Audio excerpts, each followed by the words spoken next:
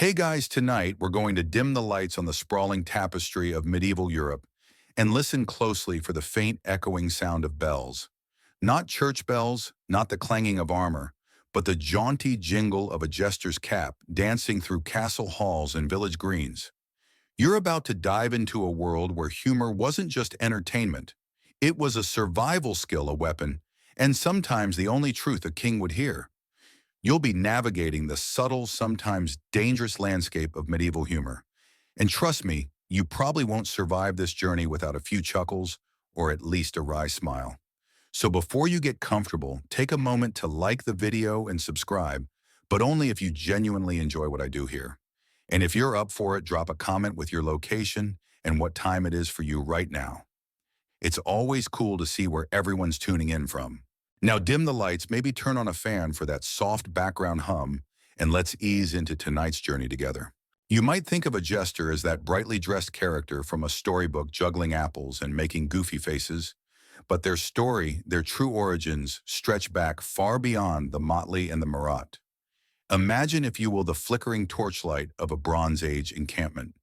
The day's hunt is done, the fire crackles, and around it a storyteller begins to weave a tale.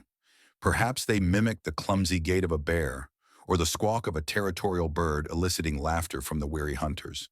This, in its most rudimentary form, is the very genesis of comedic performance. Humor, after all, isn't a modern invention. It's a primal human response, a release, a way to process the often harsh realities of existence. Early societies, even those facing constant threats from nature and rival tribes, found space for laughter, often through ritualistic performances or simply through the exaggerated retelling of daily events.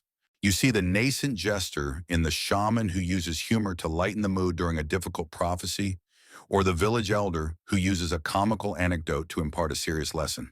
As societies grew more complex, so did their forms of entertainment. In ancient Egypt, for instance, you might have encountered dwarf performers, often kept at court, who weren't just for amusement, but were also believed to possess certain protective or auspicious qualities. They might have engaged in singing, dancing, or even simple comedic routines. You can almost picture them, a small figure, moving with surprising agility, their faces painted, perhaps a little bell attached to their simple tunic, bringing a moment of levity to a pharaoh's day. These aren't jesters in the medieval sense, but they are direct ancestors demonstrating that the powerful have always craved a form of entertainment that could both amuse and perhaps subtly challenge. The idea of a designated individual whose primary role was to elicit laughter to lighten the burden of leadership was already taking root. Fast forward a bit and you find evidence in ancient China of court entertainers who used wit and satire to influence rulers. One famous example is Jester Chun Yu Kun from the Warring States period, known for his ability to use clever parables and humorous analogies to persuade King Xuan of Qi to adopt more benevolent policies. He was essentially a comedic political advisor, a master of the indirect suggestion, proving that a laugh can open doors that a direct confrontation might slam shut. Historians still argue whether these early figures were truly fools in the sense of being dedicated to humor, or if their comedic talents were merely a secondary aspect of their role as advisors or performers. But the core function, using wit to navigate power, was clearly present. Then, of course, there's ancient Greece, where the seeds of dramatic comedy were sown. While not individual jesters, the development of comedic plays with their exaggerated characters, physical gags, and satirical takes on society certainly contributed to the cultural appreciation of humor as an art form. Think of Aristophanes lampooning politicians and philosophers with a sharp, almost fearless wit. The audiences delighted in seeing their public figures, even their gods, poked fun at. This established a precedent. Humor could be a tool for social commentary, a way to release collective tension, and a powerful mirror reflecting the absurdities of the age. Remember those ancient Greek masks with their exaggerated smiles and frowns. They weren't just for projection, they were caricatures inviting an immediate emotional response, often laughter. And really, isn't a jester's painted grin just a more personal, mobile version of that ancient mask? You'd be surprised how much of today's stand-up comedy echoes these ancient traditions, from the observational humor to the playful mocking of authority. The Roman Empire, with its vast arenas and elaborate banquets, also nurtured its own brand of comedic performers. They had their mimi actors who often performed pantomimes and farces, and their scurry, a kind of parasite or buffoon, who would often attach themselves to wealthy patrons, trading witty remarks and amusing antics for a meal or patronage. These scurri are perhaps the closest direct link to the medieval jester, as their role was often explicitly about providing entertainment and social commentary, sometimes at the expense of others, sometimes at their own. They were the ones who would crack a joke at the emperor's expense, perhaps, and live to tell the tale if they were clever enough. This consistent presence of a designated humorist from campfires to imperial courts underscores a fundamental truth: no matter the era, people need to laugh, and often they need someone to make them laugh on demand. The roots of the jester are not just in the Middle Ages. They are as old as human society itself, evolving and adapting, but always centered on the subtle, often subversive power of humor. The echoes of laughter from ancient Rome, you see, resonate directly into the medieval period. You just pictured those scurry, the Roman fools, attaching themselves to wealthy patrons, trading quips for a meal. Well, that dynamic, that inherent understanding that a sharp wit could buy you a seat at the table, carried forward. The Roman Empire, with its vast network of roads and cultural exchange, didn't just leave behind aqueducts and laws. It also left a legacy of performance. As the empire fragmented and evolved into the various kingdoms of the early medieval period, the professional entertainer didn't vanish. They simply adapted their roles, shifting with the changing political and social landscape. You're now moving into a period often called the Dark Ages, but don't let the name fool you into thinking it was devoid of humor. Life was undoubtedly tough, short, and often brutal, which perhaps made the need for laughter even more profound. Imagine you're a weary traveler, trudging through muddy tracks, seeking shelter in a lord's hall. What would you crave after a day of hardship, food, warmth, and perhaps a momentary escape from the grim realities? This is where the minstrel, the jongleur, and the nascent jester stepped in. These were the itinerant entertainers, the cultural glue that connected scattered communities. They weren't just singers of epic poems. They were multi-talented performers, storytellers, musicians, acrobats, and crucially, purveyors of comedy. A mainstream historical fact often overlooked is that these early medieval entertainers weren't fixed figures in a court. They were freelancers moving from manor to manor, village to village, earning their keep through their performances. You might stumble upon a jongleur at a bustling market fair, surrounded by a curious crowd, performing feats of agility, perhaps juggling 3 or 4 apples, while simultaneously cracking jokes about the local lord's girth or the inefficiency of the tax collector. These jokes, though seemingly lighthearted, often served as a subtle form of social commentary, allowing the common folk a moment to laugh at those in power, even if just for a fleeting second. The humor was often broad, physical, and accessible, appealing to an audience with varying levels of literacy and sophistication. Think slapstick, exaggerated movements, and perhaps a bit of crude mimicry. Effective then, effective now. Now, for a quirky tidbit, some early medieval entertainers were also employed to spread news and gossip. Because they traveled so extensively, they were often the primary source of information from one region to another. Imagine the power in that. Not only could they entertain, but they could also deliver news, albeit often embellished with their own humorous spin. Did you hear about Lord Godfrey's new wife? She's said to have a nose so long she can smell dinner cooking in the next county. A bit of humor to make the news go down easier and perhaps to subtly influence public opinion. Historians still argue whether their news-sharing role was a conscious tactic by rulers to disseminate information or simply a natural byproduct of their nomadic lifestyle. It's fascinating to consider, isn't it, how a funny story about a king could travel faster and farther than a royal decree?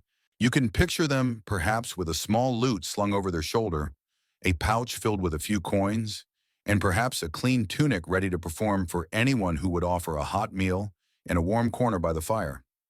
Their humor was often rooted in the everyday struggles of the time: bad harvests, nagging wives, greedy priests, or the absurdities of noble life. It was a humor of survival, a way to find lightness in the heavy medieval world. They understood that laughter was a universal language capable of breaking down barriers and forging connections, even if only for the duration of a performance. And it was this foundational period, with its wandering performers, that truly laid the groundwork for the more specialized court-bound jesters that would become so iconic in the later Middle Ages. They proved that humor wasn't just a luxury, it was a necessity, a vital part of the cultural fabric that held society together. As the murky waters of the Dark Ages began to recede, giving way to the more structured, albeit still tumultuous, High Middle Ages, something significant began to shift in the world of entertainment. You've just imagined the wandering jongleurs and minstrels earning their keep on the road. Now picture a different scene, a grand hall, a roaring fire, and a powerful lord or king seated at the head of a long table surrounded by his knights and courtiers. This is where the Court Jester truly began to find their permanent niche, moving from the transient life of an itinerant performer to a relatively stable, often privileged position within the heart of power. This was the age of consolidating power, of castles rising from the landscape and of more formalized court structures. With stability came the desire for more consistent, tailored entertainment. A mainstream historical fact is that by the 12th and 13th centuries, the professional court jester was a recognized fixture in many European royal and noble households. This wasn't just about amusement, it was about prestige. Having a jester, particularly one renowned for their wit, reflected well on the patron. It suggested wealth, sophistication, and a certain enlightened disposition that could tolerate humor even at one's own expense. These jesters were no longer merely performers passing through. They were in many ways part of the furniture, albeit very lively, sometimes disruptive furniture. Their primary role, of course, was to entertain. This involved everything from witty banter and satirical songs to juggling acrobatics and even acting out short comedic plays. But unlike the wandering jongleur, the court jester's humor was often highly localized and personalized. They knew the quirks of the lord, the gossipy habits of the ladies-in-waiting, the pompous pronouncements of rival nobles. This insider knowledge allowed for a much more nuanced and potent form of comedy, often layered with in-jokes and subtle references that only the court would fully appreciate. Imagine the satisfying collective gasp, followed by laughter, when the jester perfectly mimicked the exaggerated bow of a visiting dignitary. Here's a quirky tidbit: some jesters were so highly valued that they were given their own living quarters within the castle, and even received a salary and livery just like other household retainers. This was a significant step up from the road-weary existence of their predecessors. While they might still be seen as servants, their unique talent afforded them a status that others in similar positions could only dream of. They were often in close proximity to the lord, observing, listening, and absorbing the dynamics of power. This proximity, as you'll soon see, would prove to be one of their greatest assets. Historians still argue whether this shift from itinerant to resident entertainer was primarily driven by the increasing wealth of the nobility or by a growing recognition of the jester's unique ability to both amuse and subtly influence. The precariousness of their position, however, cannot be overstated. While they enjoyed certain privileges, they were still ultimately dependent on the whims of their patrons. A joke that landed poorly, a satire that cut too deep, or simply a bad mood from the lord could lead to severe consequences. You can almost feel the tension in the air as a jester delivered a particularly daring jest, gauging the mood, watching the lord's face for any twitch of disapproval. It was a high-stakes performance every single time. Yet it was precisely this razor's edge that gave their humor its particular potency. It was the thrill of the forbidden, the joy of seeing someone, even a low-born jester, speak a truth that others dared not utter. This era, therefore, wasn't just about jesters finding a home. It was about them carving out a unique and powerful role in the very heart of medieval society, a role that balanced entertainment with an often subtle form of social and political commentary. The bells on their cap might jingle, but their minds were always working. With the jester now firmly established in the heart of the medieval court, no longer just a transient performer, but a valued, if peculiar, member of the household, you need to turn your gaze to what made them instantly recognizable: their distinctive garb.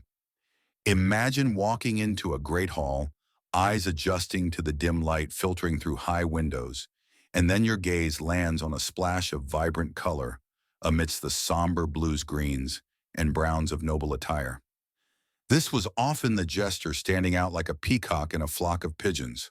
A mainstream historical fact is that the jester's costume, particularly the motley, a patchwork of mismatched brightly colored fabrics, became a defining characteristic of their profession. This wasn't just a fashion choice, it was a visual representation of their unique status. While other members of the court might wear heraldic colors or the somber hues befitting their rank, the jester wore chaos. The motley was deliberately jarring, often featuring clashing patterns and asymmetrical designs that made them seem slightly out of sync with the ordered world of the court. You can almost feel the fabric, rough wool perhaps, sewn together from scraps symbolizing their outsider status, even as they stood at the very center. But the motley was only part of the ensemble. Perhaps the most iconic element was the coxcomb cap, often adorned with bells and floppy ears, sometimes even mimicking the comb of a rooster. This wasn't just a hat, it was a statement. The bells served a practical purpose, announcing the jester's presence with a cheerful jingle, but they also carried symbolic weight. They were a playful inversion of the serious, often silent decorum expected of other courtiers. The floppy ears, too, were a deliberate caricature suggesting a certain animalistic, unrefined nature, or perhaps hinting at their role as keen listeners, absorbing every whisper and secret of the court. Historians still argue whether the bells on the jester's cap were primarily for amusement and announcement, or if they held a deeper, more superstitious meaning, warding off evil spirits or marking the wearer as other. Here's a quirky tidbit: the jester's cap often featured a miniature doll or puppet head, usually carved from wood mounted on a stick, and sometimes adorned with bells. This was known as the wormerat, or fool's scepter. It was essentially a jester's own little jester, a silent companion that mirrored their own role. The jester might converse with it, use it as a prop for physical comedy, or even present it to the Lord as a substitute for themselves when delivering a particularly audacious jest. It was a clever way to deflect potential anger. After all, who could be truly angry at a stick doll? You can imagine the jester holding it aloft, making it nod in agreement or shake in mock horror, adding another layer of absurdity to their performance. It allowed them to comment on situations indirectly, using the merit as a mouthpiece for opinions too risky to voice directly. The overall effect of the jester's garb was to set them apart, to visually signal their unique license. They were the designated outsiders, the ones who could break decorum, challenge norms, and speak uncomfortable truths, all under the guise of foolishness. Their attire was a costume, yes, but it was also a shield, a badge of office, and a carefully constructed part of their comedic persona. It allowed them to operate in a liminal space, neither fully in nor fully out of the court's rigid hierarchy. You might chuckle at the absurdity of it, the bright colors and jingling bells, but beneath the surface it was a profound visual cue, preparing the audience for a kind of truth-telling that only the fool was permitted to deliver. It wasn't just about making people laugh, it was about making them think, often when they least expected it. Having explored the jester's striking visual identity, that eye-catching motley and the whimsical marat, your mind now shifts to the actual tools and props that filled their comedic arsenal. It wasn't just about sharp wit and a colorful costume. A jester's performance was a multi-sensory experience, often relying on a carefully curated collection of objects to amplify their humor. Imagine the rustle of their patchwork tunic as they reached into a hidden pouch, pulling out something unexpected designed to elicit a guffaw. A mainstream historical fact is that jesters frequently incorporated rudimentary musical instruments into their acts. While they might not have been virtuoso musicians, they could play simple tunes on a flute, or even a set of crude pipes on them. This musical accompaniment wasn't necessarily for a grand performance. It could be used to punctuate a joke with a comedic flourish, to set the scene for a satirical song, or simply to provide a lively background for their antics. You can almost hear the slightly off-key strumming of a small harp as a jester delivered a particularly biting observation about the Lord's hunting prowess, perhaps followed by a comical lament on how few deer were left in the forest.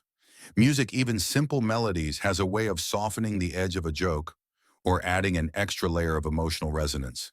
Beyond music, physical props were crucial for slapstick and visual gags. One of the most common and evocative props was the bladder on a stick. This was literally an inflated animal bladder, often from a pig attached to a wooden handle. It made a satisfying thwack when it hit someone, usually playfully on the backside, or when it struck the floor, creating an instant burst of comical noise. It was the medieval equivalent of a rubber chicken or a whoopee cushion, designed for immediate visceral laughter. Imagine a jester pretending to duel with a knight wielding his bladder on a stick, with mock seriousness only to connect with a comical whumph that sends the knight in on the joke, hopefully sprawling. This kind of physical comedy, often exaggerated and over the top, was universally understood and always a crowd pleaser. Here's a quirky tidbit: jesters sometimes carried a miniature dummy or puppet distinct from the marat, which was more of a scepter that they could use as a foil for their jokes. They might engage in mock conversations with the puppet using different voices or have the puppet react to the jester's own jokes, providing a kind of pre-recorded laughter or mock outrage. This allowed for a form of self-deprecating humor, or even a way to voice particularly edgy observations without directly attributing them to the jester themselves. You can picture it, the jester looking exasperated at the puppet. "Oh, look, even he thinks your new taxation scheme is absurd, my lord." It's a clever way to distance the speaker from the critique, diffusing potential anger through absurdity. Historians still argue whether these puppets were seen as truly separate characters or simply an extension of the jester's own persona, a kind of ventriloquist's dummy before ventriloquism was a formalized art. Other common props included simple juggling balls, often made of leather or cloth, used to demonstrate dexterity and add visual flair. They might juggle while telling a story or intentionally drop a ball at a key moment for comedic effect. Sometimes they even used of fire-making tools. For simple pyrotechnics, perhaps a puff of smoke appearing as they conjured a joke. These weren't magic tricks in the grand illusionist sense, but rather small, surprising visual elements designed to enhance the spectacle. The jester's toolkit was not about grand illusions or elaborate stagecraft, but about immediate, often crude, and always effective humor, turning everyday objects into instruments of laughter. Their props, like their costumes, were an extension of their playful, disruptive, and ultimately deeply human desire to find humor in a world that often offered little. You've seen the jester's colorful appearance and the quirky tools they carried, but now it's time to delve into the very essence of their craft, the verbal wit that truly set them apart. Imagine a court feast, the clatter of plates, the murmur of conversation, when suddenly a voice cuts through the din, not with a song or a shout, but with a perfectly timed razor-sharp remark that makes everyone pause, then erupt in laughter. This was the jester's domain. A mainstream historical fact is that medieval jesters were masters of language, employing a wide array of rhetorical devices to entertain and provoke. Puns. Those delightful plays on words were a staple. Imagine a jester perhaps watching a particularly portly lord struggle with a roast chicken, quipping, "My lord seems to have a real foul taste in food, but at least he's well fed." The humor, often simple, relied on the immediate recognition of the double meaning. It wasn't always sophisticated, but it was universally understood. And in a world where much communication was literal, a clever twist of phrase could be a genuine source of amusement. Beyond puns, jesters frequently used riddles and double entendre. Riddles weren't just for children. They were a form of intellectual game often posed to the lord or other courtiers, allowing the jester to subtly highlight a truth or comment on a situation without being overtly critical. A riddle might hint at a courtier's greed or a knight's cowardice, allowing the audience to figure out the target and share in the knowing laughter. Double entendres, of course, were the more mischievous side of their verbal repertoire. These were phrases that had one innocent meaning on the surface, but carried a suggestive or even subversive second meaning, often understood only by a select few. You can almost see the sly wink the jester might give to a sympathetic courtier as they delivered a line that seemed innocuous, but held a hidden barb. Here's a quirky tidbit: some jesters were so adept at wordplay that they would engage in wash verbal sparring contests with learned scholars or even the clergy present at court. Imagine the tension and then the triumphant laughter as the jester, seemingly uneducated, outwitted a pompous academic with a quick, intuitive retort. These contests demonstrated that wit was not confined to the halls of academia, but could be found in the most unexpected places, often wielded by those considered fools. Historians still argue whether these verbal duels were spontaneous or if they were at times staged performances designed to showcase the jester's brilliance and perhaps humble an overly arrogant member of the court. The lines between genuine wit and orchestrated spectacle were often blurred. The jester's verbal humor wasn't just about making people laugh, it was also about observation. They listened, they absorbed, and then they distilled the absurdities of court life into concise, humorous remarks. They might comment on the king's latest decree, the queen's new fashion, or the endless feuds between noble families, always with a twist of humor that made the uncomfortable palatable. Their words were often a form of release valve for the court, allowing suppressed frustrations or unspoken truths to surface in a safe, laughable manner. They understood that the most effective humor often contained a kernel of truth, delivered in a way that made it impossible to be truly offended. It's this blend of sharp observation, linguistic agility, and a fearless delivery that truly made the medieval jester a master of words, wielding them with the precision of a surgeon and the impact of a well-aimed jest. You've heard how the jester's verbal acrobatics tickled the funny bone, but humor, as you know, isn't always just about words. Sometimes it's about the unexpected fall, the exaggerated gesture, or the perfectly timed pratfall. This is where the jester's mastery of one physical comedy and slapstick truly shone, turning their bodies into instruments of laughter. Imagine the great hall moments after a witty pun has landed, when suddenly the jester takes a tumble, perfectly timed, causing a fresh wave of delighted laughter. A mainstream historical fact is that jesters were often skilled in various forms of physical performance, including acrobatics, juggling, and mimicry. They weren't just stand-up comedians, they were full-body performers. You might see a jester executing a surprisingly agile somersault, or perhaps juggling 3, 4, even 5 objects with seemingly effortless grace, all while maintaining a comical facial expression or delivering a line of dialogue. These physical feats demonstrated not just their skill, but also a certain boundless energy and playful defiance of gravity that was inherently entertaining. Think of it as the medieval circus act condensed into a single motley-clad individual. But perhaps the most beloved form of physical comedy then as now was slapstick. The name itself, you might recall, comes from a prop 2 wooden slats hinged together, used to create a loud comical slap sound without actually causing much harm.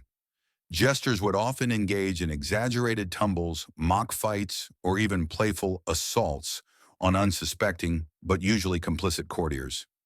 You can picture a jester tripping over their own feet, with dramatic flair, sending a cascade of bells jingling, or engaging in a farcical chase around the banquet table, ending with a comical collision. The humor here is universal, relying on visual gags, and the human tendency to laugh at minor misfortune, especially when it's clearly staged and no one is genuinely hurt. It's the kind of humor that transcends language barriers, a belly laugh that doesn't need translation. Here's a quirky tidbit: some jesters were known to incorporate animal mimicry into their physical routines. They might imitate the swaggering gait of a boar, the fluttering of a nervous chicken, or the clumsy grace of a bear, all to comedic effect. This wasn't just simple imitation. It was often infused with subtle commentary, perhaps comparing a pompous knight to a preening rooster or a gluttonous lord to a pig at a trough. Historians still argue whether these animalistic portrayals were purely for entertainment or if they sometimes carried a deeper symbolic meaning, subtly mocking the human animal in its various forms. You can almost see the jester puffing out their chest, mimicking the puffed-up arrogance of a nobleman, then suddenly collapsing into a flailing heap, undermining the very image they had just created. The brilliance of a jester's physical comedy lay in its immediacy and its ability to break through formality. In a court often rigid with etiquette and social hierarchy, the jester was a chaotic force, a living disruption. Their tumbles, their exaggerated movements, their playful use of props like the bladder on a stick all served to shatter the serious atmosphere, if only for a moment. It was a reminder that even in the most stately environments, there was always room for a good hearty laugh, a release of tension that only a truly uninhibited performer could provide. And in a world where physical prowess and martial skill were highly valued, the jester's ability to use their body for pure, unadulterated amusement was a unique and often undervalued form of mastery. You've just envisioned the jester's physical antics, the tumbles, and the slapstick that brought forth guffaws. But beneath all the planned gags and witty lines lay a skill that was absolutely paramount to their success. Improvisation and timing. Imagine the most meticulously crafted joke falling flat because the moment wasn't right, or a sudden opportunity for humor being missed.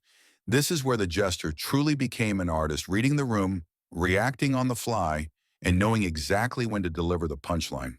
A mainstream historical fact is that a jester's ability to improvise was often more valuable than their memorized repertoire. While they undoubtedly had a collection of stock jokes, songs, and routines, the truly great jesters could adapt their performance to any situation. A sudden interruption during a feast, an unexpected guest, or even a slip of the tongue by the Lord himself could become fodder for immediate unscripted humor. You can almost feel the quick calculation in the jester's mind as they observed a sudden spill at the banquet table, then without missing a beat quipped something like, "Ah, it seems even the wine wishes to escape this solemn company and find a livelier floor." This spontaneous wit, often delivered with astonishing speed, was a hallmark of their genius. Timing, of course, goes hand in hand with improvisation. It's not just what you say, but when you say it. A jester had to have an uncanny sense of the court's mood, the Lord's disposition, and the subtle currents of power. Delivering a sharp political satire when the king was in a foul temper could lead to serious consequences, but the same jest delivered after a victory or a successful hunt might be met with roaring laughter and appreciation. They were emotional navigators, sensing the ebb and flow of the courtly atmosphere and adjusting their delivery accordingly. Remember that bladder on a stick? The impact of its thwack was entirely dependent on the split-second timing of its deployment, the surprise adding to the humor. Here's a quirky tidbit: some jesters were known to subtly use their improvisational skills to test the boundaries of their license, that unofficial permission to speak freely. They might start with a relatively mild jest, observe the reaction, and then if the mood seemed permissive, gradually escalate the audacity of their remarks, feeling out how far they could push the envelope on that particular day. It was a constant, subtle negotiation between entertainer and audience, a high-stakes game of comedic chicken. Historians still argue whether this boundary testing was a conscious strategy to expand their influence, or simply the natural behavior of highly creative individuals pushing the limits of their art. You can almost see the jester's eyes darting, assessing the temperature of the room before launching into a particularly daring piece of commentary. The very nature of court life was unpredictable. Diplomatic visits, sudden declarations of war, personal dramas, all could shift the atmosphere instantly. A truly adept jester wasn't thrown by these changes. They embraced them, weaving them into their ongoing narrative of amusement. Their quick thinking allowed them to turn potential awkwardness into a moment of shared laughter, transforming tension into levity.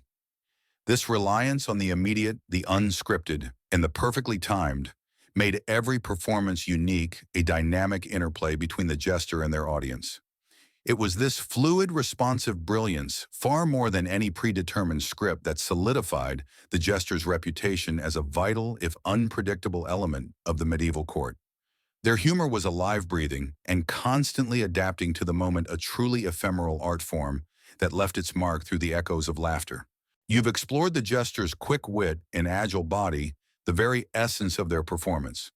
But now let's consider a deeper, more profound aspect of their role, the Shamfula's mirror. Imagine, if you will, looking into a polished surface and seeing not just your reflection, but a slightly distorted, often exaggerated image that highlights your true nature, your quirks, and even your flaws. This is precisely what the medieval jester did for their audience, especially for those in power. A mainstream historical fact is that jesters, through their unique position and permitted license, often served as a critical reflection of society's absurdities and uncomfortable truths. They weren't just there to tell jokes. They were observers, commentators, and at times unwitting moralists. They could hold up a metaphorical mirror to the Lord's vanity, the Queen's extravagance, or the courtier's sycophancy, all under the protective cloak of foolishness. You might see a jester mimicking a knight's arrogant swagger, or perhaps exaggeratedly fawning over a particularly dim-witted noble, making the court squirm with recognition, while simultaneously bursting into laughter. This ability to reflect reality, however unflattering without directly offending, was a delicate dance. This concept of the fool as mirror is deeply embedded in human culture. Think about how children with their innocent honesty can sometimes point out truths that adults carefully avoid. The jester occupied a similar space, possessing a childlike candor wrapped in layers of comedic performance. They could say what others dared not, precisely because they were seen as being outside the normal social strictures. Their foolishness was their greatest strength, allowing them to bypass the rigid etiquette that stifled honest commentary from others. It's a remarkable paradox. The one considered least wise was often the one who spoke the greatest wisdom. Here's a quirky tidbit. Some jesters would even create specific, exaggerated caricatures of prominent court members, developing running gags that everyone understood. Imagine a jester perpetually losing his money in a dice game whenever a certain treasurer was nearby, or constantly misplacing his wit when a notoriously dull advisor spoke. These ongoing comedic narratives serve to highlight genuine issues within the court, subtly drawing attention to problems like corruption or incompetence in a way that was digestible through humor.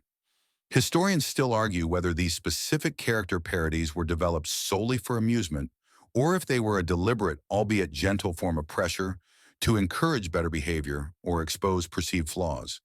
You can almost feel the nervous laughter of the courtier being subtly lampooned, knowing that while it was funny, it also carried a sting of truth. The jester's mirror wasn't always a funhouse distortion. Sometimes it was remarkably clear. They provided a crucial feedback loop for those in power, who were often surrounded by flatterers and those afraid to speak their minds. A king might hear more truth from his jester than from his most trusted advisors. The humor, therefore, wasn't just about escape, it was about perspective. It allowed the court to collectively acknowledge uncomfortable realities, even if it was through the release of laughter rather than direct confrontation. The jester, with bells jingling, stood as a constant reminder that beneath the pomp and circumstance, humanity, with all its flaws and absurdities, remained. You've just pondered the jester as a living mirror, reflecting the court's foibles.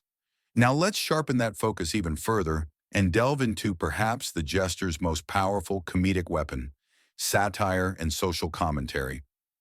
It's one thing to make someone laugh at a physical gag, but quite another to elicit a chuckle that carries the sting of truth, making the audience, and perhaps even the target, reflect on deeper issues. This is where the jester moved beyond mere entertainment and into the realm of subtle, sometimes subversive influence.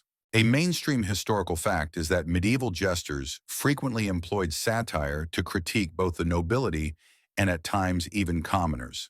Their humor wasn't always aimed upwards. It could also skewer the petty squabbles of knights, the gossip of ladies, or the everyday follies of village life. However, their most impactful commentary was often directed at power. They might use a fable about a foolish king who loses his sheep due to pride, or a song about a knight whose bravery is only matched by his immense debt. The humor was layered, amusing on the surface, but with a sharp point underneath. You can almost see the jester's eyes twinkling with mischief as they spun a tale that everyone knew was really about their lord's latest blunder or an unpopular decree. The genius of their satire lay in its indirectness. Direct criticism of a king or powerful noble could lead to imprisonment, torture, or execution. But a jester, under the guise of foolishness, could say almost anything.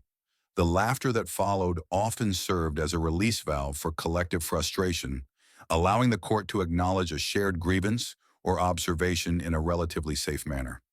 It was a societal wink, a shared understanding that while the words were light, their meaning was heavy. Think of it as the medieval equivalent of a political cartoonist, but alive and speaking directly to the very figures they were lampooning. Here's a quirky tidbit. Some jesters were known to use riddles or allegorical stories that seemed innocent on the surface, but when interpreted revealed sharp critiques of specific court policies or individuals. For example, a jester might ask, "What has a golden crown, a mighty sword, but no sense of direction when it comes to taxes?" The obvious answer would be the king, and the laughter would be nervous knowing and ultimately a form of public agreement with the jester's implied criticism. Historians still argue whether these allegories were always spontaneously crafted or if some were carefully rehearsed and deployed strategically when a particular issue needed to be addressed, even if only through humor. You might even imagine the jester rehearsing a particularly risky line in front of a trusted servant, first gauging the reaction. The jester's satire wasn't always grand or overtly political. Sometimes it was observational, poking fun at universal human traits like vanity, greed, or foolishness embodied by the people around them. They used irony, exaggeration, and playful mimicry to highlight absurdities. Their role as social commentators allowed them to hold a unique position, acting as a kind of informal conscience for the court. They could challenge norms, question authority, and expose hypocrisy, all while maintaining the pretense of harmless folly. This blending of entertainment with insightful, often cutting social commentary is what elevated the medieval jester from a simple entertainer to a powerful, albeit often uncredited force within the intricate power dynamics of the medieval world. Their humor then wasn't just for amusement, it was a conversation, a critique, and sometimes a quiet revolution of thought. You've just considered the jester's sharp satirical edge, a tool for social commentary. But now let's explore the tightrope they walk, the very real danger inherent in their profession, the fine line of offense. Imagine trying to make a powerful ruler laugh, knowing that one misjudged word, one joke that landed too close to the bone, could spell disaster. This wasn't just about bruised egos. It could be a matter of life or death. A mainstream historical fact is that while jesters were granted significant license to speak freely, this freedom was never absolute. It was a privilege extended by the Lord, and it could be revoked instantly. A joke that was merely witty one day could be deemed disrespectful or even treasonous the next, depending on the king's mood, political climate, or the machinations of jealous courtiers.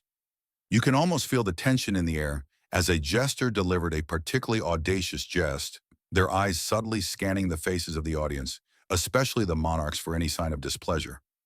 It was a high-stakes performance every single time, with their livelihood and sometimes their life hanging in the balance. The jester's art was a constant negotiation. They had to be perceptive, reading the room, understanding the unspoken rules, and knowing precisely how far they could push without crossing the invisible boundary. Humor, especially satirical humor, relies on a certain amount of transgression, but the consequences of exceeding that limit in a medieval court were severe. A jester might be beaten, imprisoned, or even executed for offending a powerful patron. Remember that crude miming of a boar? If the Lord felt too strongly compared to the beast, it could turn ugly. Here's a quirky tidbit: some jesters developed elaborate escape routes or prearranged signals with sympathetic courtiers to warn them if a joke was about to go too far. Imagine a jester performing and suddenly a trusted knight subtly clears his throat or adjusts his sword belt in a specific way, a silent signal that the jester should pull back or pivot to a safer topic. This suggests a sophisticated level of understanding within the court about the jester's risky profession and the need for a safety net, however fragile.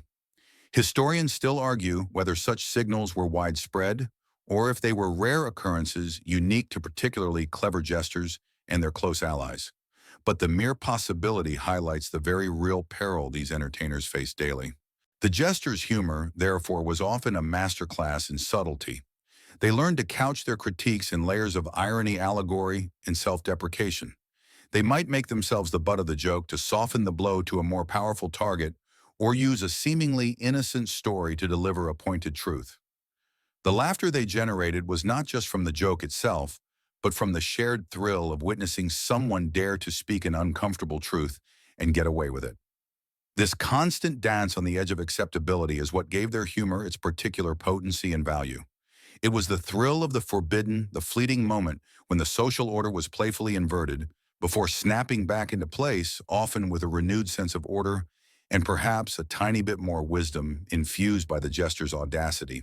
You've just felt the tension of the jester's tightrope, walk the ever-present danger of crossing that fine line. This inherent risk, however, brings us directly to the core of their courtly existence, the complex and often precarious power dynamics ensured between jesters and their patrons. Imagine being utterly dependent on the mood of one powerful individual, your livelihood, your safety, and even your ability to speak freely, resting entirely on their whim. A mainstream historical fact is that the jesters' relationship with their lord was unique. They were servants, yet they often enjoyed a level of intimacy and access to the monarch that even high-ranking nobles rarely possessed. They ate at the lord's table, often lived within the castle walls, and were privy to courtly secrets and discussions. This proximity allowed them to gather the material for their jokes, but it also made their position profoundly vulnerable. You can almost see the jester always observing, listening, processing every nuance of the court's intricate social dance, knowing that any slip could be fatal. Their survival depended on their wit, yes, but equally on their acute understanding of power. This relationship was built on a delicate balance of trust and control. The Lord needed the jester's humor to break the monotony of court life, to lighten the heavy burdens of rule, and perhaps even to offer a form of informal counsel. In turn, the jester needed the Lord's protection and patronage. It was a symbiotic relationship, but one where the power always lay unequivocally with the patron. The jester was a tool, a resource, albeit a living, breathing, and highly intelligent one. Here's a quirky tidbit. Some jesters were known to intentionally provoke minor acts of aggression from their lords, like a playful cuff or a thrown piece of bread, as a way to test the waters and reaffirm their permitted license. It was a strange form of bonding, a demonstration that the jester was indeed privileged enough to elicit such a reaction without serious reprisal. This kind of interaction, seemingly innocuous, reinforced the unique and almost familial, yet always hierarchical bond between fool and master. Historians still argue whether such behaviors were a conscious strategy by jesters to gauge their patrons' limits, or simply the spontaneous antics of individuals who understood human nature deeply. You might imagine the jester, after a particularly daring jest, bracing for a playful shove, a subtle reaffirmation of their unusual bond. The jester, despite their low formal rank, often wielded significant informal influence. They could deliver messages others dared not, bridge gaps between feuding factions through humor, or even subtly alter a ruler's mood before an important decision. Their power was not derived from titles or land, but from their unique ability to make the powerful laugh, and in doing so to make them listen. It was a precarious tightrope, yes, but it was also a stage where the jester, through wit and observation, could truly perform their most subtle yet profound act of influence. They were the ultimate navigators of power, understanding that a well-placed laugh could be more potent than any carefully crafted argument. You felt the delicate balance of power between the jester and their lord, a dance where wit was currency. Now let's consider the most remarkable aspect of their role within this dynamic, the jester's license. Imagine a medieval court, a place of rigid hierarchy and strict etiquette, where every word was measured, every gesture observed. Then picture an individual who could playfully mock the king, interrupt serious discussions, and even voice uncomfortable truths, all with a surprising degree of impunity. This was the extraordinary privilege of the fool. A mainstream historical fact is that the jester's license to speak freely was a widely recognized, if unwritten, convention in medieval courts. This meant they could often say things that no one else dared to utter without fear of immediate reprisal. While not absolute, this freedom was a profound departure from the usual rules of courtly conduct. You can almost hear the nervous laughter ripple through the hall as the jester delivered a barb aimed directly at a powerful noble, a joke that would have seen any other courtier summarily dismissed or worse. It was a societal agreement. The fool was allowed to be foolish, and in their folly they could reveal wisdom. This license stemmed from several factors. Part of it was the perception that the jester was touched, either by God or by folly, and therefore not fully accountable for their words. This belief, however, often masked the true cleverness and sharp observation of the jester. Another aspect was the sheer relief and entertainment they provided. In a world often filled with stress, conflict, and solemnity, the jester was a vital source of levity, a necessary pressure release. The Lord in turn gained a unique perspective, hearing truths filtered through humor that he might otherwise never encounter from his sycophantic advisors. Here's a quirky tidbit. Some jesters were so secure in their license that they would deliberately break minor courtly rules to emphasize their unique status. They might sit in the king's chair for a moment, when the king was absent, of course, or perhaps even in a playful moment in his presence, or steal a piece of food from a noble's plate, simply to underscore that they operated by different rules. These were small, calculated transgressions that reinforced their liminal position, neither fully a servant nor fully a noble, but something entirely unique. Historians still argue whether this license was a genuine acknowledgement of their unique role, or simply a shrewd tactic by monarchs to allow for a controlled form of dissent and self-reflection within their courts. You might imagine a jester with a twinkle in their eye snatching a sweetmeat from a duke's platter, only to offer it back with a theatrical flourish, cementing their singular privilege. The jester's license wasn't a universal right, however. It was constantly negotiated and reaffirmed through each successful performance. It was a tightrope walk without a safety net, dependent on the jester's ability to gauge the room, the Lord's mood, and the political climate. But when successfully wielded, it made the jester an unparalleled source of information, entertainment, and even subtle influence. They were the court's truth-tellers in disguise, their words piercing through formality and flattery, reaching the ears of power in a way that no one else could. You've understood the jester's remarkable license, their unique ability to speak uncomfortable truths under the guise of foolishness. But this freedom wasn't just for mockery or entertainment. Sometimes it served a far more serious purpose. Imagine a king wrestling with a difficult decision surrounded by advisors who all echo the same sentiment, afraid to offer a dissenting view. In such a moment, the jester could step forward, their humor becoming a peculiar form of the counsel. A mainstream historical fact is that jesters were often valued not only for their amusement, but also for their ability to provide honest, unfiltered insights, even if delivered through laughter. Because they weren't tied to political factions or expected to adhere to courtly protocol, they could offer perspectives that others dared not. You can almost picture it, the jester seemingly idly juggling apples, interjecting a witty parable that on closer inspection perfectly illustrates the folly of a proposed military campaign or the short-sightedness of a new tax. Their advice was rarely direct or didactic. It was always couched in humor, making it palatable and less confrontational. This unique role meant that jesters could act as a kind of informal sounding board for a ruler. A king might share a concern with his jester, knowing he would receive an honest, albeit whimsical opinion, free from the flattery or self-interest of his noble advisors. The jester's detachment from the formal power structure paradoxically gave them a kind of intellectual freedom that others lacked. They could see the court from a slightly different angle, untainted by ambition or fear, allowing them to spot absurdities or dangers that others missed. Here's a quirky tidbit. There are historical anecdotes of jesters deliberately provoking arguments or debates among courtiers by posing seemingly silly questions that actually highlighted deep-seated issues or inconsistencies in policy. For example, a jester might ask, "If a knight's honor is worth more than a wagon of gold, why does he complain so loudly when his wages are late?" This wasn't just a joke. It was a subtle challenge to the court's values and a call for introspection. Historians still argue whether such instances were purely spontaneous genius on the jester's part, or if they sometimes acted as covert agents for a faction within the court, delivering messages or critiques that were too dangerous for others to voice directly. You can almost see the jester feigning ignorance, eyes wide with mock confusion, as they dropped a bomb of truth into a quiet conversation. Ultimately, the jester's counsel was effective precisely because it wasn't perceived as formal advice. It circumvented the usual channels, sneaking into the ruler's mind through the back door of humor. It allowed for difficult truths to be heard without triggering the defensive reactions that direct confrontation often caused.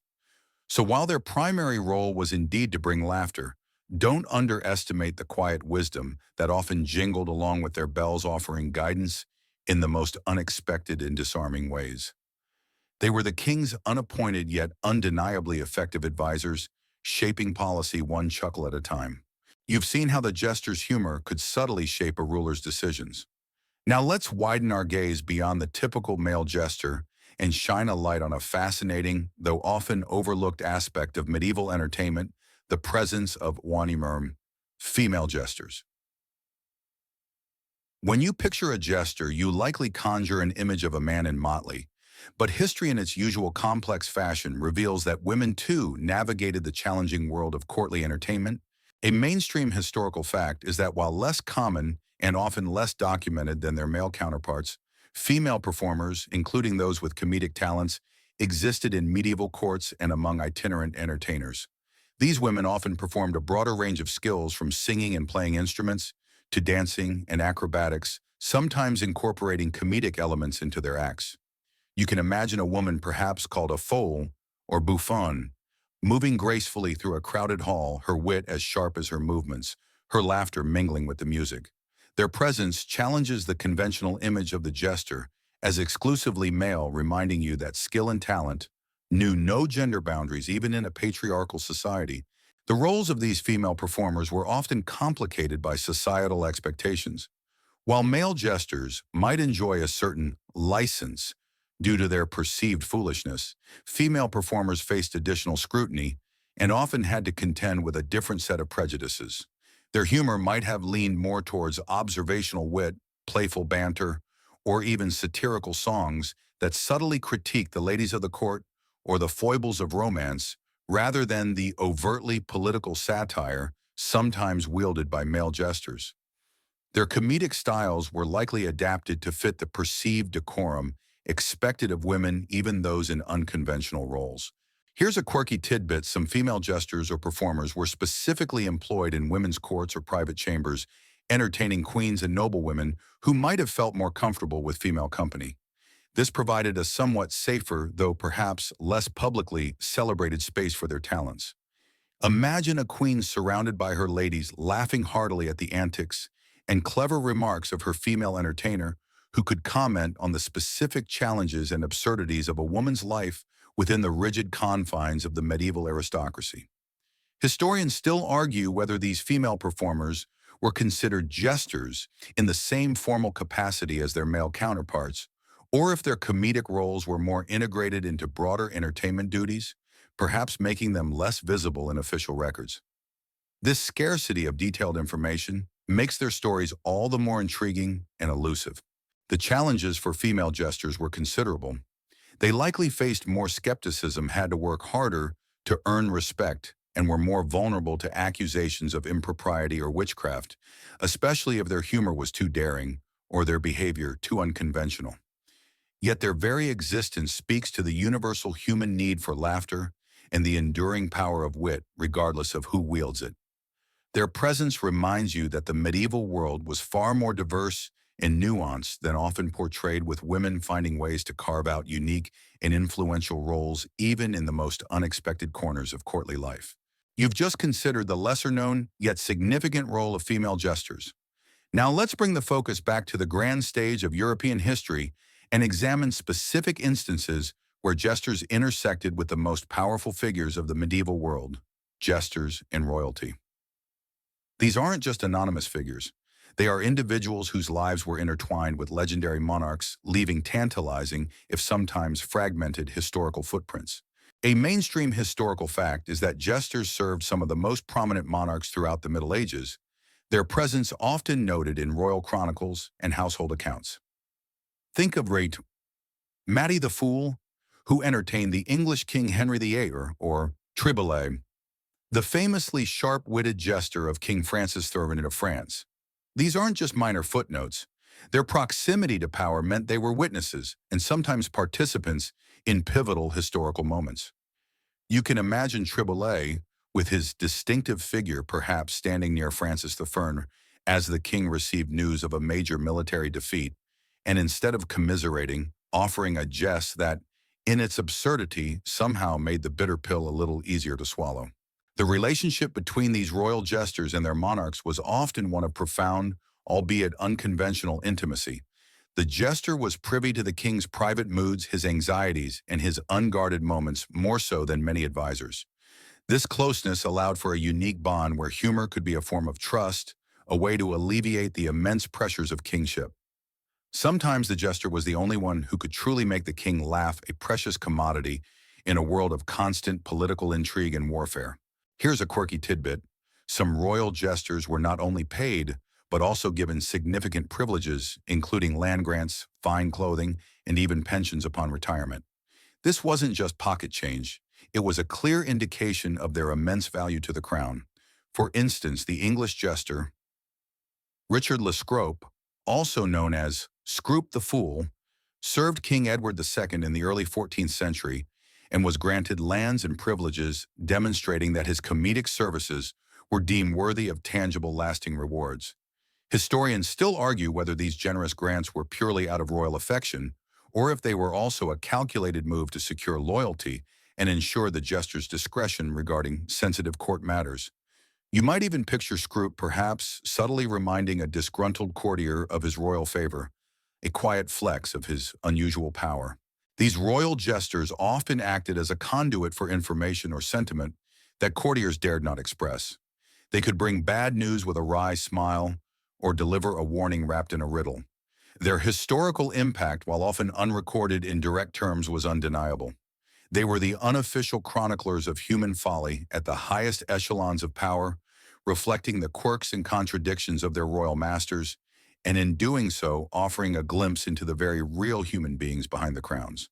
The laughter they elicited wasn't just entertainment, it was a subtle historical force shaping the emotional landscape of medieval royalty, one jest at a time. You've just heard about the royal jesters, those unique figures who served some of the greatest monarchs. Now let's consider an even more profound aspect of their presence at court, the jester's role as the king's conscience. Imagine a ruler absolute in power, surrounded by flattery and those afraid to speak truth. Who then could offer an honest reflection, a moral compass disguised by absurdity? Often it was the fool. A mainstream historical fact is that jesters, despite their low social standing, frequently served as a kind of moral barometer for the king. Through their humor and satire, they could subtly or sometimes not so subtly highlight the ethical implications of a ruler's decisions, expose hypocrisy, or remind the monarch of their duties to their people. You can almost picture the jester performing a skit about a tyrannical shepherd who starves his flock, and the king watching feels a prick of conscience about a recent unpopular tax. The humor disarmed the defense mechanisms that might have been triggered by direct criticism, allowing the message to sink in. This role as a conscience was rooted in their unique license. They were permitted to be foolish, to point out the obvious absurdities that others ignored, and to speak uncomfortable truths under the guise of entertainment. This allowed them to challenge the king's perceptions, to make him question his own motives, or to see the unintended consequences of his actions. They were in essence the emotional and moral pressure valve of the court, allowing suppressed doubts or criticisms to surface in a safe, laughable manner. The laughter they provoked wasn't always joyous. Sometimes it was nervous, knowing, and deeply reflective. Here's a quirky tidbit. There are accounts of jesters using their performances to deliberately shame a king or noble into more ethical behavior, not through direct insult, but through exaggerated portrayals of negative traits. For example, a jester might act out a scene of extreme greed, meticulously counting imaginary coins, while ignoring a plea for help, making it painfully obvious to the king if he himself had recently been tight-fisted or unfair. This was a subtle yet powerful form of social engineering. Historians still argue whether such instances were conscious moral interventions by the jesters themselves, or if the conscience role was largely an interpretation placed on their performances by observers, reflecting the era's understanding of the fool as a vessel for truth. You might imagine the jester, after a particularly pointed skit, casting a quick, knowing glance at the king, subtly gauging the impact of their performance. Ultimately, the jester provided a crucial counterpoint to the absolute power of the monarch. They were the reminder of humanity, of fallibility, and of the common good, delivered with a jingle of bells and a mischievous grin. Their humor wasn't just about diversion, it was about perspective. By making the king laugh at himself or at the absurdities of his own power, the jester could, in small but significant ways, temper tyranny and encourage benevolence. The king's conscience then wore a motley cap and spoke in riddles and jests, but its message was often clearer than any sermon. You've considered the jester as the king's conscience, delivering truth through humor. Now let's explore another fascinating and often overlooked dimension of their influence, humor as diplomacy. Imagine two warring factions, their leaders locked in tense negotiations, each word heavy with suspicion. Could a well-timed just a moment of shared laughter possibly diffuse the tension and pave the way for understanding? Sometimes it absolutely could. A mainstream historical fact is that jesters occasionally played informal roles in diplomatic settings, using their comedic skills to ease strained relations between rival courts or to lighten the atmosphere during difficult negotiations. They weren't formally accredited ambassadors, of course, but their presence could be remarkably effective. You can almost picture the jester perhaps at a royal banquet, where two hostile monarchs were meeting, launching into a comical anecdote about a misunderstanding between two perpetually feuding farmers. The humor would subtly mirror the political situation, allowing both sides to laugh at a harmless proxy for their own stubbornness, potentially breaking the ice. The power of humor in diplomacy lies in its ability to humanize. In an age of rigid protocols and formal declarations, a jester's presence could remind stern leaders of their shared humanity. Laughter is a powerful equalizer. It creates a temporary bond, a shared moment of vulnerability and amusement. When people laugh together, even for a brief instant, the walls of suspicion and animosity can momentarily lower. This allowed for an atmosphere where serious discussions might proceed more smoothly. Here's a quirky tidbit: some jesters were known to travel with their monarchs on diplomatic missions, not just for entertainment, but as a kind of emotional barometer or even a secret messenger. They could observe the reactions of foreign dignitaries to their jests, gauging moods and loyalties in a way that formal envoys might miss. Imagine a jester performing a particularly pointed mime that subtly praises the host's hospitality while gently mocking the guest's past transgressions. The jester's performance could communicate nuances and feelings that direct speech might fail to convey without causing offense. Historians still argue whether jesters were consciously deployed as informal diplomatic tools or if their presence simply provided an incidental but beneficial calming effect on highly charged political interactions. You might even see the jester seemingly engrossed in a juggling act, subtly observing the expressions on the faces of the foreign delegation, picking up on cues that a formal envoy might miss. Ultimately, the jester's role in diplomacy was often subtle and unrecorded in official annals, yet no less impactful. They were the disarming element, the unexpected bridge builders, demonstrating that even in the gravest of political showdowns, a moment of shared amusement could open doors. Their humor wasn't just about diversion, it was a psychological tool, a way to lubricate the gears of negotiation, proving that sometimes a chuckle could achieve what 1,000 serious words could not. You've considered the jester's surprising role in diplomacy. Now let's peel back another layer and think about what actually made a jester joshing good at their job. It wasn't just innate talent, though, that certainly helped. It was a combination of natural aptitude, rigorous learning, and a lifetime of absorbing knowledge. This brings us to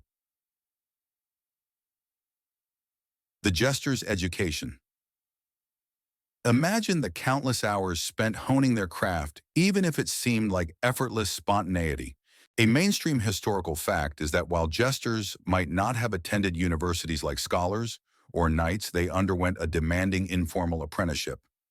Many began as young boys, often orphans or those from humble backgrounds attached to older, established minstrels or jongleurs. They would learn by observation, imitation, and tireless practice, much like an apprentice craftsman.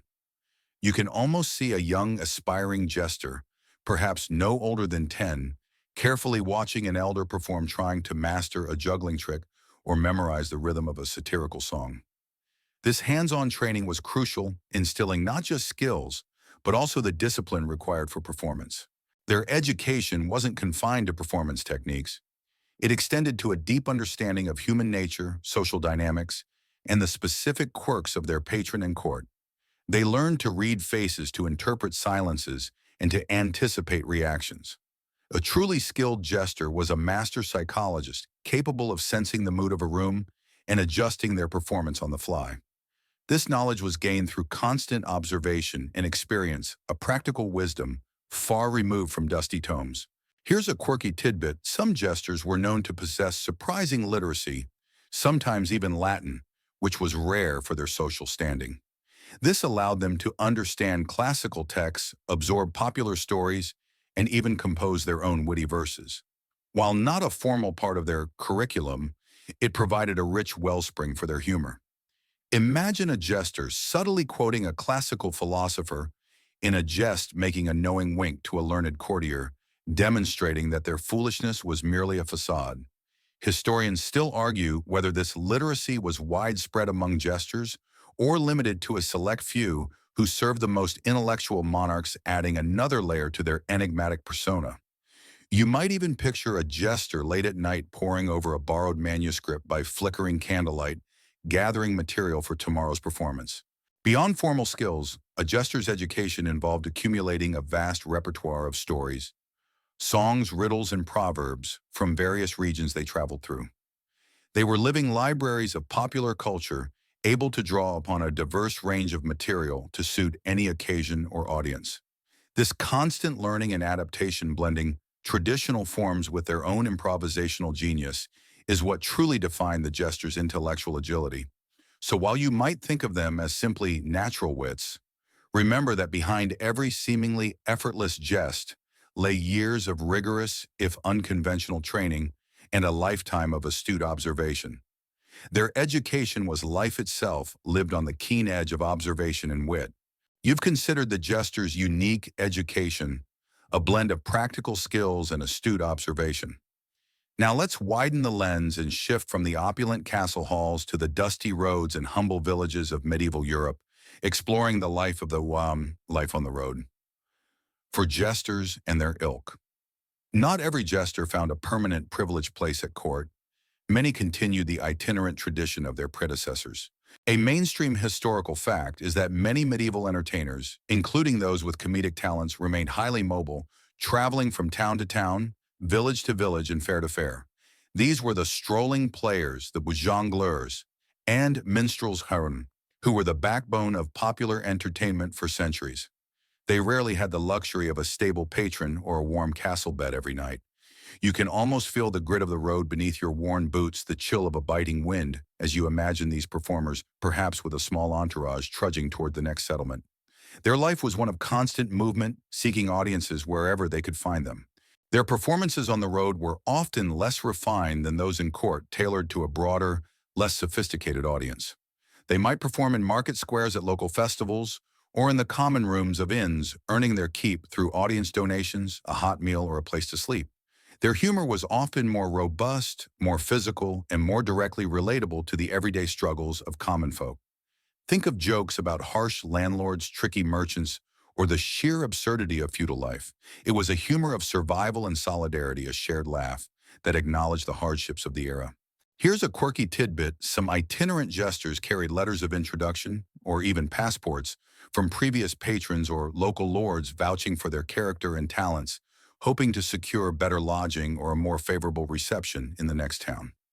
These weren't formal government documents, but rather personal recommendations, a testament to the power of reputation even among the lowest echelons of society. Imagine pulling out a crumpled, wax-sealed parchment from your bag, hoping it would sway a suspicious innkeeper. Historians still argue whether these documents were genuinely helpful or largely symbolic, reflecting a hopeful attempt by performers to lend an air of legitimacy to their precarious lives. You can almost hear the hopeful jingle of the coins in their worn purse, hoping for enough to get them through the next few days. The challenges of life on the road were immense. They faced dangerous roads, unpredictable weather, and the constant threat of banditry. They had to navigate suspicious local authorities, compete with other entertainers, and constantly adapt their act to different audiences. Their independence, while offering freedom from a single master, also meant a perpetual state of uncertainty. Yet despite the hardships, this life offered a unique perspective on the world, allowing them to gather stories, observe different customs, and hone their craft in the most diverse and demanding of environments.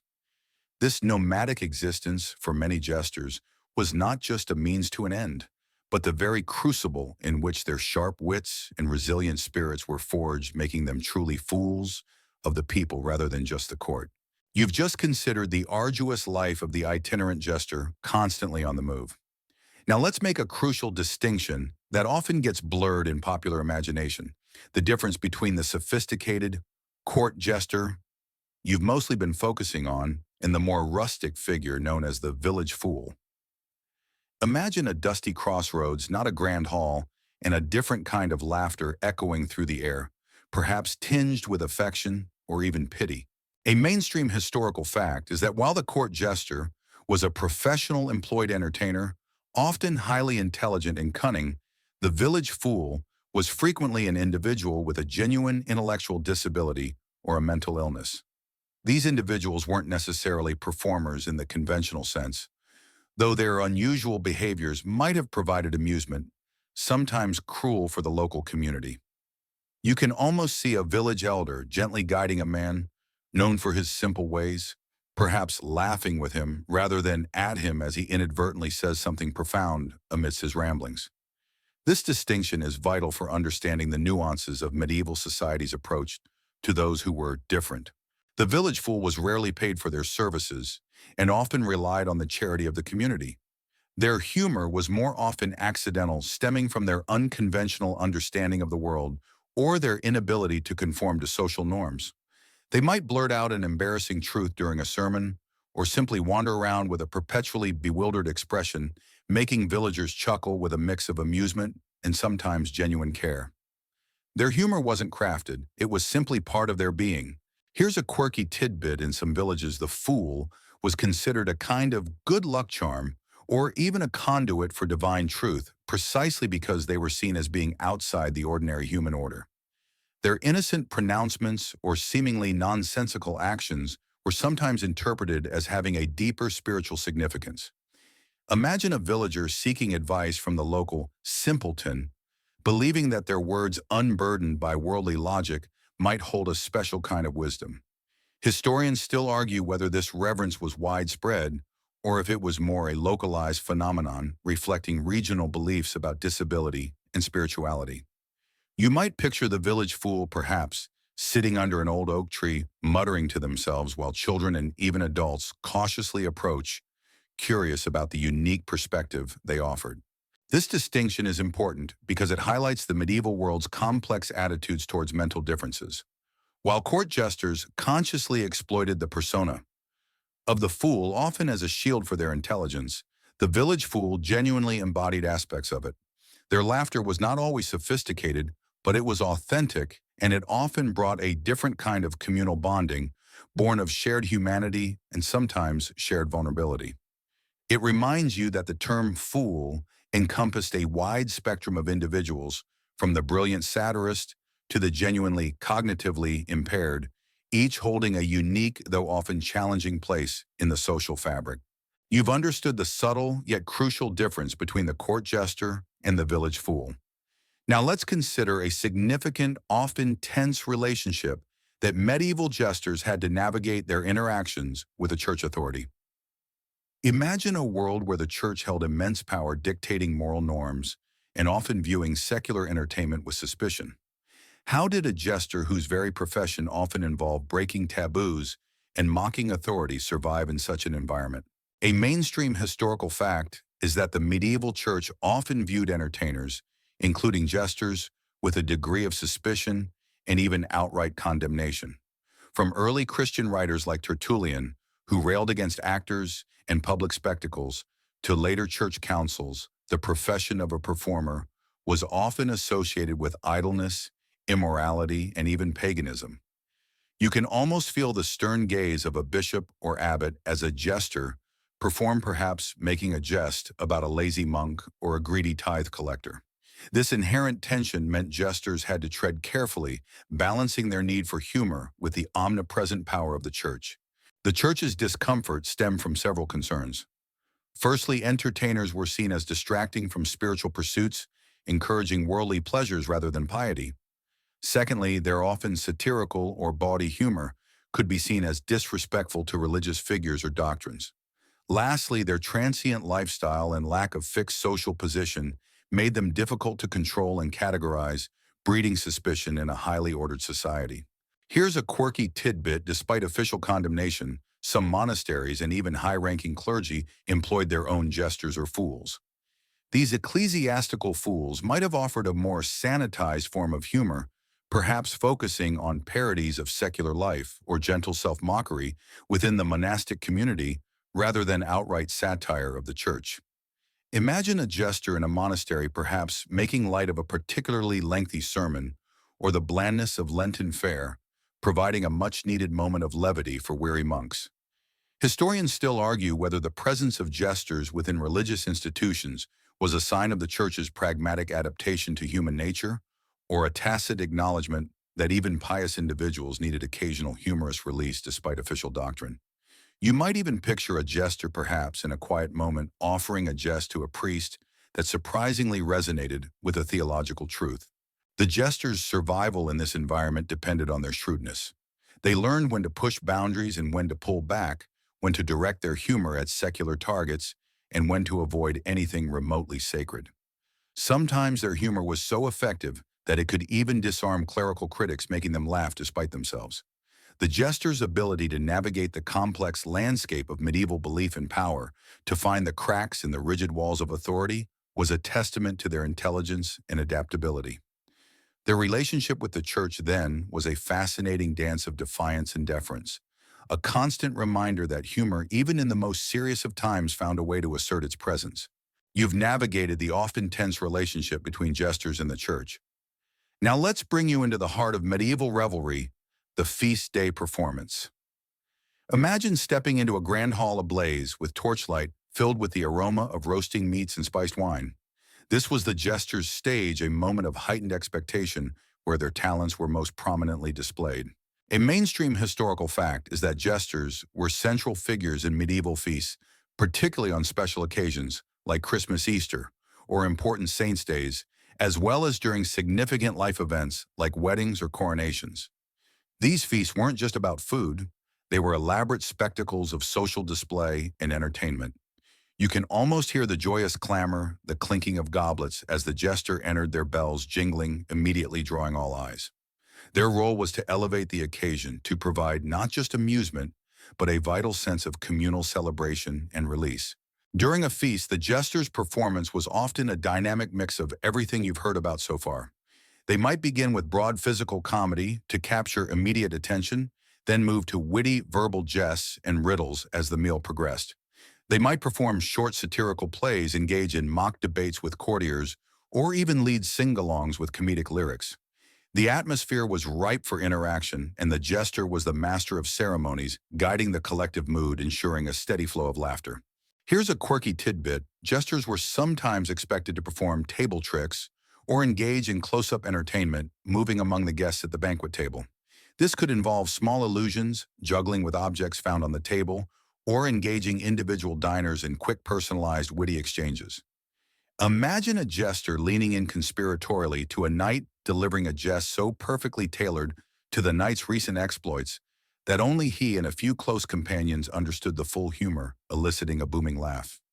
Historians still argue whether these close-up interactions were primarily for the amusement of specific individuals or if they were also a clever way for the jester to gather fresh material and gossip from different parts of the hall. You might picture the jester seemingly distracted by a piece of fruit, subtly listening to a hushed conversation at a nearby table, filing away nuggets for later use. The feast day performance was a high point in a jester's calendar. It was their moment to shine, to demonstrate their value, and to solidify their position within the court. It was a demanding environment requiring constant energy, adaptability, and an acute awareness of the audience's mood, even as the food and drink flowed freely. But when a jester truly succeeded, the laughter that filled the great hall was not just entertainment. It was a powerful affirmation of communal joy and a testament to the enduring human need for levity, particularly in moments of shared celebration. You've just imagined the boisterous energy of a feast day performance with the jester at its vibrant heart. Now let's consider something crucial to the jester's success understanding: the jester's audience. Imagine not just the king, but the knights, the ladies-in-waiting, the merchants, the servants, and perhaps even visiting dignitaries, a truly diverse cross-section of medieval society, each with their own sensibilities and expectations. A mainstream historical fact is that a jester's audience was rarely homogeneous. A court, especially during a large feast or festival, comprised individuals from various social strata, each reacting differently to the same jest. The humor that might land perfectly with a sophisticated queen might fly over the head of a gruff knight or vice versa. You can almost feel the jester's careful calibration, delivering jokes that had multiple layers, ensuring that different elements of the audience found something to appreciate, whether it was broad, physical comedy for the servants, sharp wit for the nobles, or subtle political satire for the king himself. The laughter from the nobility was often a refined chuckle, a knowing smile, an acknowledgement of the jester's cleverness or daring. They appreciated the subtle digs, the clever wordplay, and the nuanced critiques that only they, with their insider knowledge of court politics, could fully grasp. For them, the jester's humor was a form of intellectual entertainment, a mirror reflecting their own world in a playfully distorted way. Here's a quirky tidbit. Jesters often paid close attention to the reactions of the common folk, the stable hands, the kitchen staff, the lower-ranking guards who might be present at the periphery of the courtly events. Their honest, uninhibited guffaws often provided a truer measure of a joke's universal appeal than the more restrained responses of the nobility. Imagine a jester delivering a joke, and while the lord offers a polite smile, a burst of genuine, unself-conscious laughter erupts from the back of the hall, a sound that validates the humor's raw power. Historians still argue whether jesters consciously played to the gallery of the common folk to solidify their broad appeal, or if their more accessible humor was simply an inherent part of their craft. You might even see the jester, after a particularly daring political jest, glance towards the servant's entrance, looking for a subtle nod of approval. Conversely, the humor directed at commoners, especially in public settings like market fairs, was often more direct, physical, and immediately relatable to their daily lives. It might involve slapstick simple puns or humorous tales of everyday misfortunes. The laughter here was often louder, more raucous, and a collective release of tension and shared experience. It was a recognition that despite their differing stations, they shared a common humanity and a common appreciation for a good laugh. The jester, then, was a master interpreter of human nature, capable of tuning their performance to resonate with every segment of their diverse audience, proving that true humor is indeed a universal language. You've just dissected the diverse audience of the medieval jester. Now let's consider how the jester's legacy extended beyond the ephemeral performance and found a more enduring home in legacy and literature. Imagine picking up a medieval manuscript, perhaps a collection of tales or a morality play, and encountering a character whose wit and wisdom, or sometimes outright foolishness, resonates with the jester you've come to know. A mainstream historical fact is that the jester or fool archetype became a recurring and significant character in medieval and early modern literature. This wasn't just a coincidence. Writers recognized the unique dramatic and thematic potential of a character who could speak truth to power, provide comic relief, and comment on the human condition from an outsider's perspective. You can almost see the quill scratching across parchment as a monk or a traveling scribe records a popular tale featuring a cunning fool who outsmarts a greedy lord. These literary portrayals help to solidify the jester's image in the popular imagination, transforming them from real-life performers into enduring symbols. One of the earliest and most influential literary appearances of jester-like figures can be found in medieval fabliaux. Short humorous, often bawdy verse tales typically focused on cunning peasants, greedy clerics, and foolish knights. The fool in these stories is often the clever underdog using wit rather than strength to triumph. Think of a commoner masquerading as a wise man or a simpleton, accidentally exposing a grand deception. These narratives celebrated intelligence over brute force and offered a comforting inversion of the social order, if only in words. Here's a quirky tidbit. The medieval fool found a prominent place in morality plays, which were allegorical dramas designed to teach moral lessons. In these plays, a character known as vice, or folly, would often serve a dual purpose: to tempt the protagonist towards sin, but also to provide comic relief with their exaggerated actions and witty dialogue. This character, with their often immoral yet entertaining nature, shared many characteristics with the court jester. Imagine the actor playing folly dressed in an outlandish costume, perhaps with bells delivering a wickedly funny monologue about the temptations of the flesh, making the audience laugh even as they absorb the moral message. Historians still argue whether the comedic elements in these religious plays were purely for engagement, or if they represented a subtle way for the church to incorporate popular entertainment forms to disseminate its teachings more effectively. You might even picture the audience perhaps leaving the play still chuckling at Folly's antics, even as they pondered the serious message. From these early appearances, the jester figure continued to evolve, eventually reaching its zenith in the works of writers like Chaucer, whose characters sometimes exhibit fool-like wisdom, and much later, the playwrights of the Renaissance. The literary jester became a powerful vehicle for satire, social criticism, and profound philosophical insights, proving that the laughter they inspired could resonate for centuries long after the bells of any real jester had fallen silent. Their comedic echoes, you see, bounce off the pages of history, still making you smile. You've just witnessed the jester's enduring presence in medieval literature. Now let's zoom in on perhaps the most iconic literary manifestation of the fool archetype, one that continues to shape our understanding of the jester's profound wisdom. The Shakespearean fool. Imagine stepping into an Elizabethan theater, the air thick with anticipation, and a character steps onto the stage whose wit cuts through the pomp and poetry, revealing deeper truths with a jingle and a jest. A mainstream historical fact is that William Shakespeare masterfully elevated the jester from a simple comedic character to a figure of profound philosophical insight and dramatic importance. His fools like Festa in Twelfth Night, Touchstone in As You Like It, and most famously Lear's fool in King Lear, are far from mere buffoons. They are often the wisest characters in the play, capable of speaking uncomfortable truths to kings and nobles, often in verse, and with a sharp ironic wit that belies their outward appearance of folly. You can almost hear the audience in the Globe Theatre, perhaps shifting uncomfortably, as Lear's fool delivers a biting commentary on the king's madness, a truth that no loyal subject would dare utter directly. Shakespeare's fools are unique because their wisdom is presented through their foolishness, not in spite of it. They use riddles, songs, and apparent nonsense to deliver profound critiques of power, human nature, and societal hypocrisy.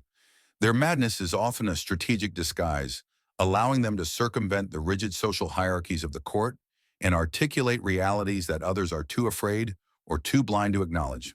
For example, Touchstone the Jester, in As You Like It, delivers scathing social commentary on courtly love and the follies of city life, often contrasting it with the perceived simplicity of the pastoral. Here's a quirky tidbit. Shakespeare's fools often perform double duty as moral commentators and providers of genuine comfort. In King Lear, the fool is perhaps the only character who truly remains loyal to Lear through his descent into madness, offering him solace and brutal honesty in equal measure. Imagine Lear drenched by a storm, still railing against his ungrateful daughters, and his jester, shivering beside him, offers a cutting yet oddly comforting truth that helps Lear to see his own folly. Historians still argue whether Shakespeare's portrayal of the fool was simply a reflection of existing jester traditions, or if he actively shaped and elevated the archetype, imbuing it with a new philosophical depth that influenced subsequent literary and dramatic interpretations. You might even picture Shakespeare himself observing the real jesters of his time and seeing in their performances the raw material for his own immortal characters. The Shakespearean fool thus cemented the jester's legacy as more than just an entertainer. They became a symbol of perceptive wisdom, an embodiment of the idea that truth can often be found where it is least expected, spoken by those considered least important. Their enduring presence in literature reminds us that sometimes the most profound insights come wrapped in motley, delivered with a jingle and a knowing smile, challenging us to look beyond the surface of things. You've just seen the profound wisdom of the Shakespearean fool. Now let's consider a more sensitive and often complex aspect of the jester story, one that touches upon the medieval understanding of mental differences. Jesters and mental health. Imagine a world without modern psychology, where unusual behaviors were often interpreted through lenses of spiritual influence, divine favor, or indeed folly. A mainstream historical fact is that some individuals who became fools or jesters in medieval society may have had genuine cognitive or mental disabilities. In an era without formal diagnoses, behaviors that deviated from the norm were often simply categorized as foolishness. These individuals, rather than being institutionalized, might have been absorbed into households either as simpletons, providing unwitting amusement, or as more formalized natural fools, whose unpredictable behavior was tolerated and sometimes even celebrated within a court. You can almost sense the mixture of amusement and perhaps a touch of pity in the gazes of courtiers as a natural fool blurted out an unfiltered thought innocent of social graces. The medieval perception of such individuals was complex. They were sometimes seen as touched by God, believing their lack of conventional reason granted them a unique, perhaps even divinely inspired insight. This could afford them a surprising degree of protection and license, as their words were not always taken as seriously, allowing them to speak truths others couldn't. This perspective stood in stark contrast to the more calculated and intelligent artificial fools, the professional jesters who acted foolish, but were acutely aware of their surroundings and the implications of their words. Here's a quirky tidbit. Some medieval texts and anecdotal evidence suggest that courts sometimes employed natural fools precisely for their unpredictability and their ability to disrupt stagnant discussions. Their random remarks, though seemingly nonsensical, could sometimes accidentally stumble upon a crucial insight or break a diplomatic stalemate through sheer absurdity.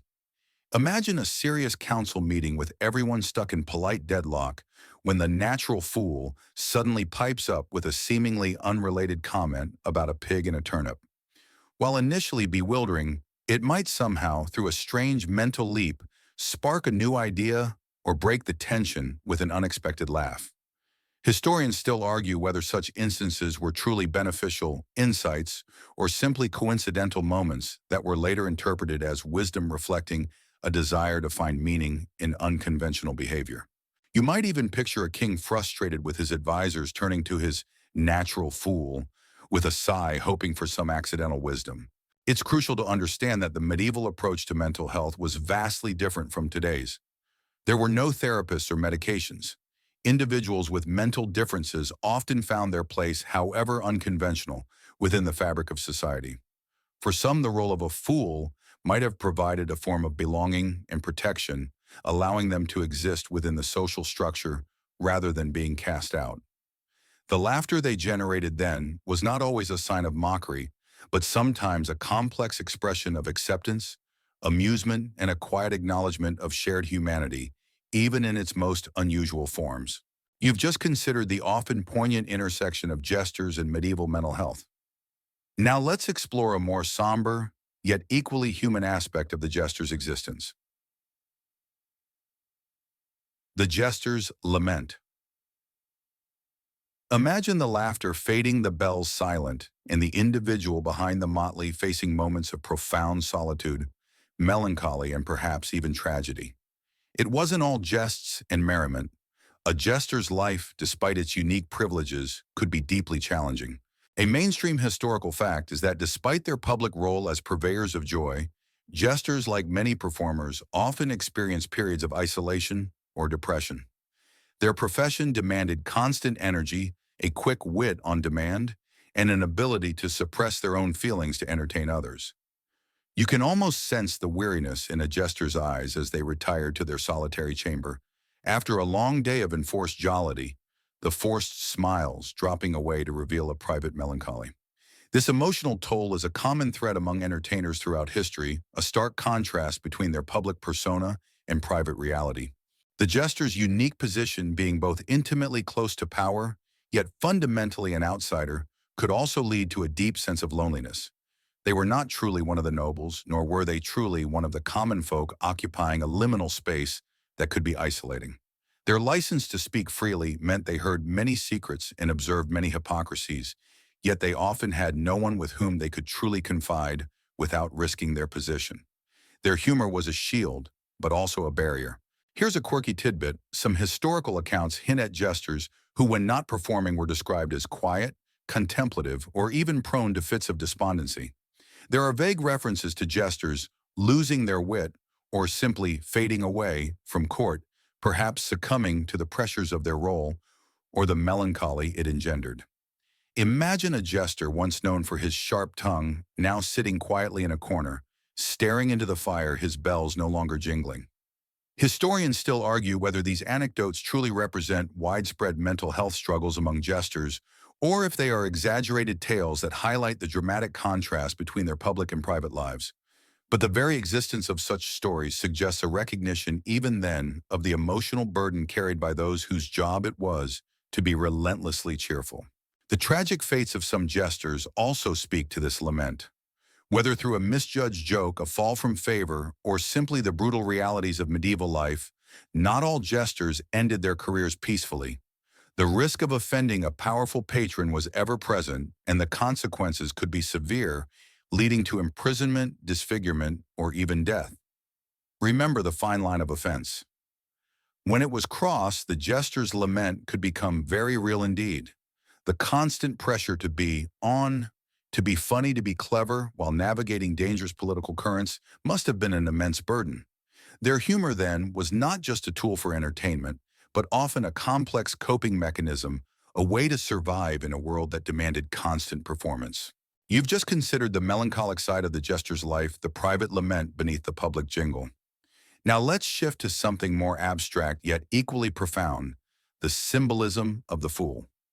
Imagine looking beyond the motley and the antics to find deeper meanings, universal truths about human nature and society. The fool you see was far more than just a comedian. They were a powerful archetype. A mainstream historical fact is that the figure of the fool held significant symbolic meaning in medieval thought, often representing the antithesis of conventional wisdom, societal norms, and even sanity.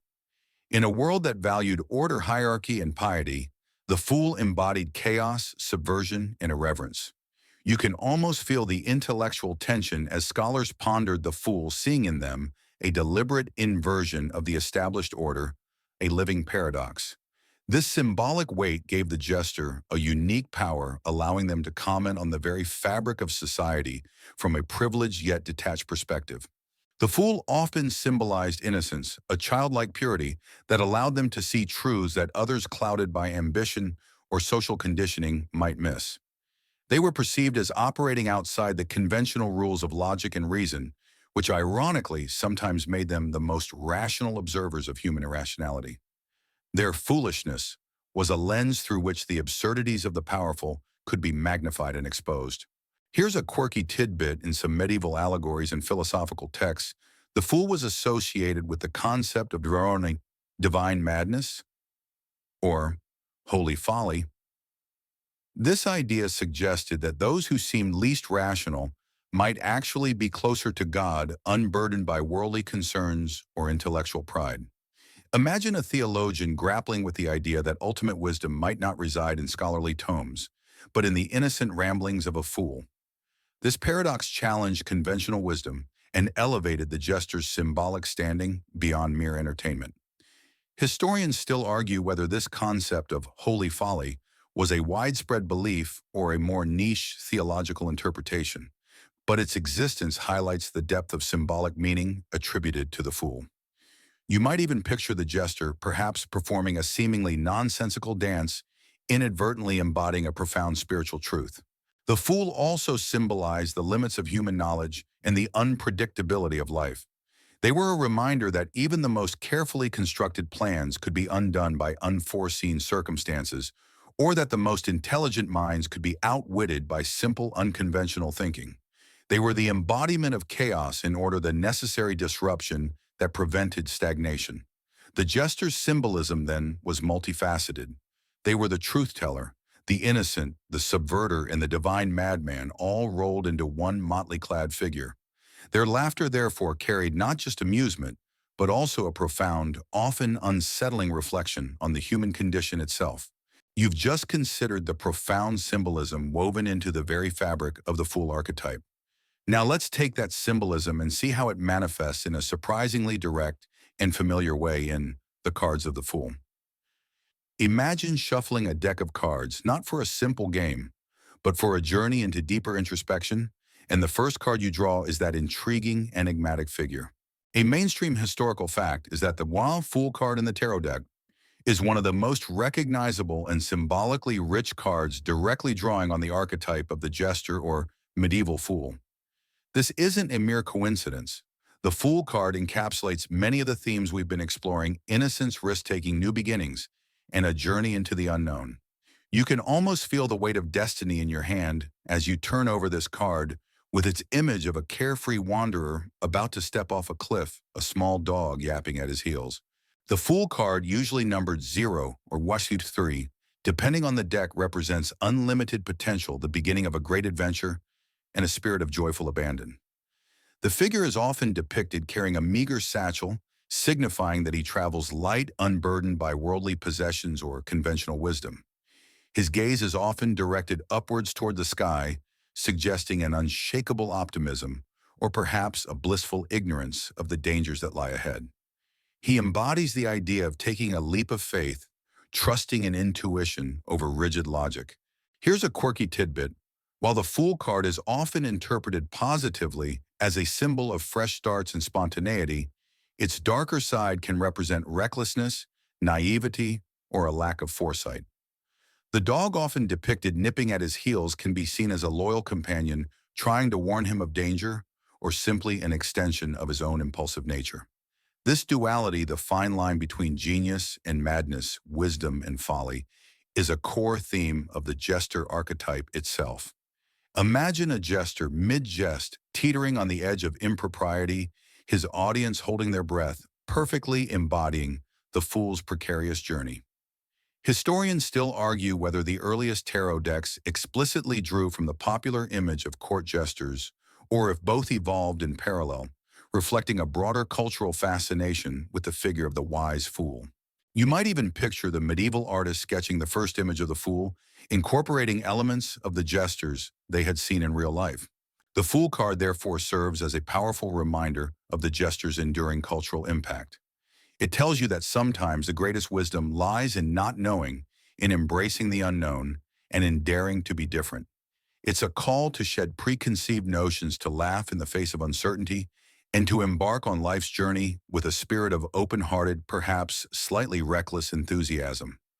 Just like the jester who walked the tightrope between wisdom and folly, the Fool card invites you to embrace the journey bell by bell, step by unpredictable step. You've just seen the jester's archetype immortalized in the tarot, hinting at grand journeys and leaps of faith. But all journeys, even those of the most celebrated entertainers, eventually come to an end. Now let's consider a quieter, more inevitable shift: the decline of the jester. Imagine the castle halls slowly growing silent, the jingle of bells becoming a fading echo as tastes, times, and political landscapes change.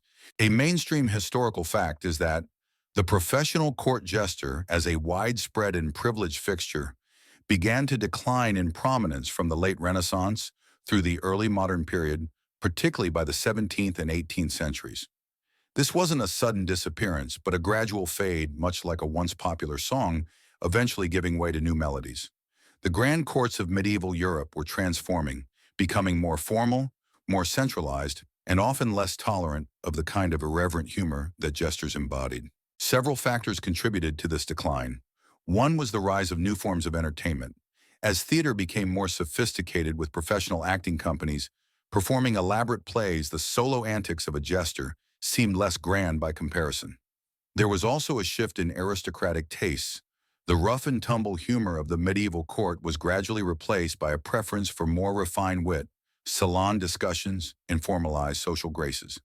The chaotic, often physical humor of the jester began to feel out of place in increasingly polished environments.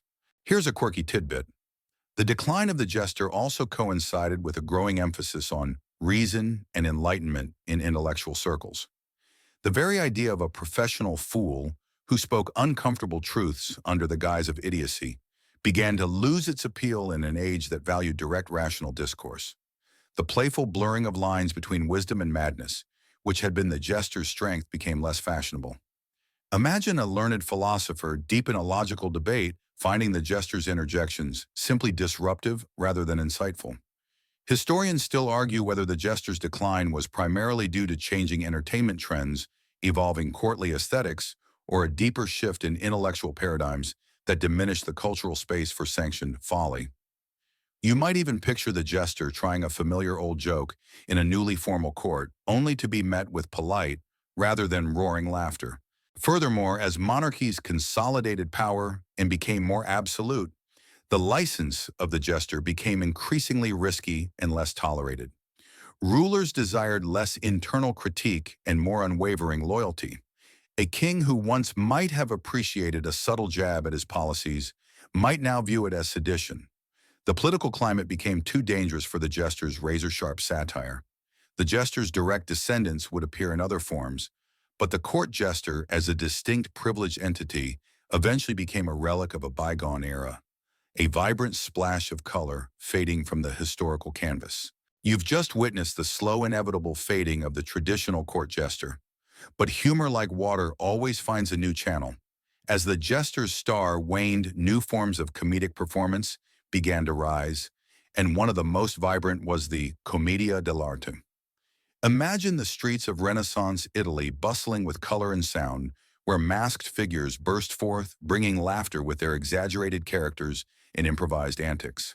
A mainstream historical fact is that commedia dell'arte, an early form of professional theater originating in Italy in the mid-16th century, directly inherited and evolved many characteristics of the medieval jester. While the individual jester became less common, the spirit of spontaneous, character-driven comedy found a new collective home. You can almost hear the excited chatter of the crowd gathering around a makeshift stage in a town square, anticipating the arrival of these lively troops. Unlike the solitary jester, commedia dell'arte featured troops of actors, each playing a specific, recognizable, stock character, or mask, with distinct personalities, costumes, and mannerisms. Think of the cunning Arlecchino, Harlequin, the cowardly Capitano, the miserly Pantalone, and the witty female servant, Columbina. These characters, while consistent, allowed for immense improvisation within a loose plot outline. The actors would use pre-established scenarios called canovacci, but the dialogue and much of the physical comedy were created on the spot, much like a jester responding to the moment. Here's a quirky tidbit. The masks worn by many commedia dell'arte characters were not just disguises. They were exaggerations of human traits serving a similar function to the jester's motley in visually signaling their comedic role. Arlecchino's patchwork costume, for example, directly echoes the jester's motley, while his agile, often acrobatic movements recall the jester's physical prowess.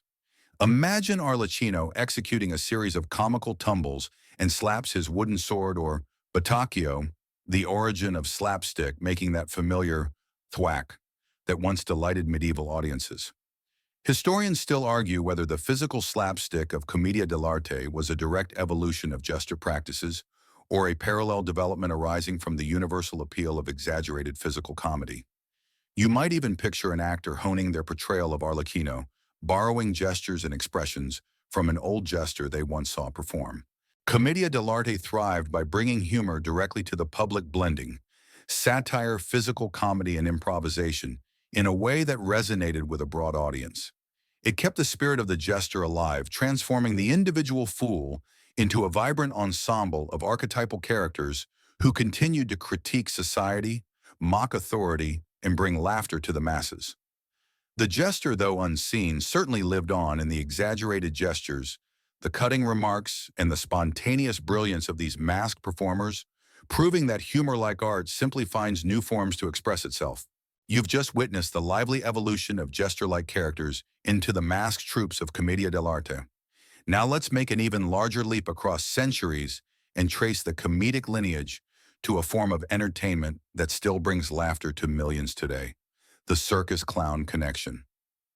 Imagine the medieval jester with their painted face and exaggerated movements finding their true heirs not in castle halls, but under the grand canvas of a circus tent. A mainstream historical fact is that there's a clear, albeit winding historical thread connecting medieval jesters and the modern circus clown. While centuries separate them, the fundamental principles of their performance, physical comedy, exaggerated persona, and a unique license to disrupt, remain strikingly similar.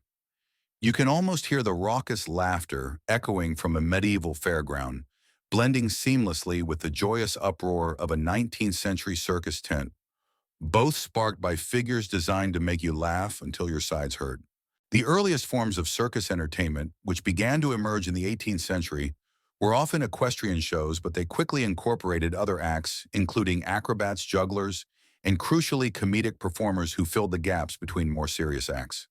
These early clowns, often called grotesques or eccentrics, drew heavily on the traditions of the fool. They wore exaggerated costumes, often with oversized clothing and painted faces, and engaged in physical slapstick pratfalls and comedic interactions with the audience and other performers. Here's a quirky tidbit. The iconic red nose of the modern clown is believed by some historians to be a direct descendant of the jester's painted or prosthetic nose, designed to exaggerate facial features and create a larger-than-life character. Similarly, the jester's motley finds its echo in the clown's often brightly colored, mismatched and voluminous costumes. Imagine a medieval jester applying a daub of red paint to their nose before a performance, unknowingly setting a trend that would last for centuries. Historians still argue whether these visual connections are direct historical inheritances or simply parallel evolutions based on universal comedic principles. However, the visual and thematic similarities are undeniable, suggesting a deep shared heritage. You might even picture the modern clown with their oversized shoes and painted smile carrying a faint, distant echo of a medieval jester's spirit.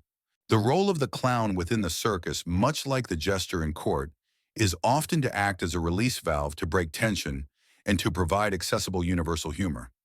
They fall down so others can laugh, they fail comically so the audience can feel superior, and they often act as a bridge between the audience and the more fantastical elements of the show. They remind us that it's okay to be silly, to make mistakes, and to laugh at ourselves. So the next time you see a clown under the big top, remember that you're witnessing a living, breathing connection to the subtle humor of medieval jesters. Their spirit's still very much alive, just with bigger shoes and a redder nose. You've seen the jester's spirit jump from medieval courts to the circus tent, but their influence isn't confined to historical reenactments or grand spectacles. The essence of the jester, that unique blend of wit, satire, and truth-telling, continues to thrive in our own era, manifesting as modern jesters, figurative. Imagine turning on your screen or picking up a newspaper and seeing someone who, though not wearing motley, is performing the jester's role for a contemporary audience. A mainstream historical fact is that the archetype of the jester persists strongly in modern satire comedy and even political commentary. While we don't have official court jesters, we have comedians, political satirists, late-night hosts, and even internet meme creators who fulfill many of the same functions, mocking power, highlighting absurdities, and providing a collective release through laughter. You can almost hear the roar of a stadium crowd for a stand-up comedian, or the collective nod of agreement in front of a television as a satirist skewers a public figure, echoing the shared amusement of a medieval court. These modern jesters, much like their medieval predecessors, often operate with a certain license. They are permitted to say things in the name of humor that would be deemed offensive or inappropriate if spoken seriously. Think of a late-night host making a joke at the expense of a president or a celebrity. This is their modern-day Bladder on a stick, striking without true malice, but with a clear point. They use irony, exaggeration, and playful mimicry to shine a light on the absurdities of contemporary society, from political blunders to social media trends. Here's a quirky tidbit. The internet, with its vast and rapid dissemination of information, has created a new decentralized form of jester in the form of meme culture. Memes, particularly those focused on political or social commentary, often employ the jester's tactics, visual satire, quick wit, and a direct, often irreverent commentary on current events. Imagine a cleverly photoshopped image of a politician or a short, impactful video clip with a humorous voiceover spreading like wildfire across the digital realm, much like a jester's quip might have traveled through a medieval court. Historians still argue whether this digital folly truly holds the same critical power as traditional satire, or if its ephemeral nature lessens its long-term impact. But it's undeniable that the core impulse to use humor to comment on the world remains alive and well. You might even picture a medieval jester trying to explain the concept of a viral meme to their king, perhaps using a crude drawing and a series of dramatic hand gestures. Ultimately, these modern gestures remind you that the human need for laughter, especially laughter that challenges and questions, is timeless. They prove that even in our complex, interconnected world, we still crave figures who can make us smile even as they make us think, carrying forward the spirit of the motley-clad truth-tellers from centuries past, just with different stages and different costumes. Their jingle might be a notification sound now, but the message is still just as clear. You've just recognized the jester's spirit in our modern satirists. Now let's consider why this archetype persists, why across millennia and vastly different societies we continue to value those who make us laugh. This brings us to a fundamental truth: humor as social glue. Imagine the earliest human gatherings, the tension of uncertainty, and then the release of shared laughter binding individuals together. A mainstream historical fact is that humor in its most basic form serves as a powerful social lubricant and bonding agent. It breaks down barriers, diffuses tension, and fosters a sense of camaraderie among individuals, whether they are in a medieval court or a modern office. You can almost feel the collective sigh of relief followed by smiles and chuckles when a jester or comedian delivers a joke that perfectly encapsulates a shared frustration or a universal truth. This shared experience of laughter creates a temporary unity, a moment where differences are forgotten and common ground is found. In medieval courts where social hierarchies were rigid and formal, the jester played a crucial role in easing the stiff atmosphere. Their humor could bridge the gap between lord and servant, creating moments where laughter momentarily transcended status. The king might laugh alongside his knights and the knights alongside the common retainers, all united by the jester's wit. This collective release of tension was vital for maintaining social harmony, preventing resentments from festering too deeply. Here's a quirky tidbit: some medieval chronicles describe instances where the jester's humor was specifically employed during moments of conflict or negotiation to calm tempers and facilitate communication. Imagine two feuding nobles, their faces grim, when the jester steps in with a self-deprecating story about his own foolishness, or a quick mime of their exaggerated posturing, causing an unexpected burst of laughter that cracks the tension. This wasn't just entertainment. It was a deliberate, if informal, act of peacemaking, demonstrating humor's capacity to open dialogue where stern words failed. Historians still argue whether such interventions were always spontaneous or if they were sometimes encouraged by the patron to ease difficult social situations. But the effect was undeniably powerful. You might even picture the jester, sensing the rising anger in the room, subtly positioning themselves to deliver a well-aimed jest, like a comedic lightning rod. Ultimately, the jester past and present reminds you of humor's profound social utility. It's not just about entertainment, it's about connection. It allows us to process difficult realities, to challenge authority safely, and most importantly, to find common ground in a world often defined by division. The jester in their motley was a master weaver of social bonds, proving that a shared laugh is one of the strongest forms of social glue humanity has ever invented. You've understood how humor acts as a powerful social glue. Now let's delve into a more intricate aspect of the jester's craft, something often invisible to the casual observer: the jester's secret language. Imagine a bustling court filled with whispers and unspoken protocols, and then consider a jester who could communicate subtle messages, critiques, or even warnings through glances, gestures, and seemingly innocent remarks that only certain individuals truly understood. A mainstream historical fact is that jesters often developed a kind of coded communication with their patrons or trusted allies, using specific phrases, intonations, or physical cues that held deeper meanings for those in the know. This wasn't about formal cryptography, but a more intuitive shared understanding built on prolonged interaction and trust. You can almost see the jester in the midst of a boisterous performance, delivering a line that seems nonsensical to most, but causes a king to subtly nod or a specific courtier to stiffen, having understood the hidden message. This secret language allowed them to navigate sensitive political terrain without overtly challenging authority. This hidden layer of communication was crucial for their survival and influence. It allowed them to deliver blunt truths that would be too dangerous to say directly or to pass on observations without exposing their source. The jester's playful demeanor and accepted foolishness provided the perfect cover for these veiled exchanges. It was a sophisticated game of theatrical espionage where jokes served as both distraction and conveyance. Here's a quirky tidbit: some jesters reportedly use specific, seemingly random actions with their props.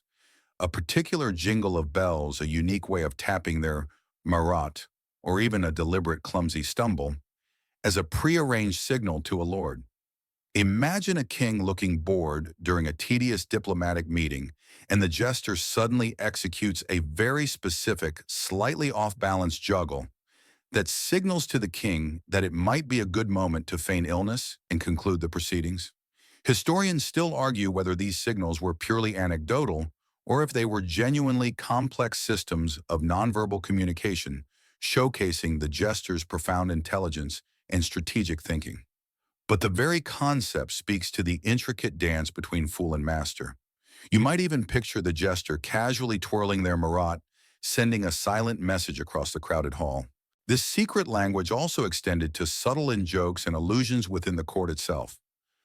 The jester would comment on recent events, personal quirks, or hidden scandals using veiled references that only the insiders would understand, creating a shared moment of conspiratorial laughter. This fostered a sense of camaraderie among those in the know and reinforced the jester's role as a sharp observer of courtly life privy to its hidden currents. The jester's true brilliance therefore lay not just in what they said, but in what they allowed others to understand in the silence and the knowing glances that accompanied their most seemingly foolish pronouncements. You've just considered the jester's fascinating secret language a testament to their subtle intelligence. Now let's confront a stark reality about the vast majority of their craft. The unrecorded jest, though. Imagine a brilliant comedian performing today their routines instantly recorded, shared, and archived. Now rewind to the medieval period and you'll realize that most of what made a jester truly special is lost to the echoes of time. A mainstream historical fact is that the vast majority of jester performances were ephemeral, oral, and therefore never written down. Unlike the epic poems or religious texts painstakingly copied by scribes, a jester's quick wit, improvisational brilliance, and physical comedy were rarely deemed worthy of permanent record. You can almost feel the fleeting nature of their art, a burst of laughter in a great hall, a clever retort that vanished into the air as soon as it was spoken. This lack of documentation is one of the greatest challenges for historians trying to fully understand their impact. Their performances relied heavily on the immediacy of the moment, the live interaction with a specific audience, and the spontaneous reaction to unfolding events.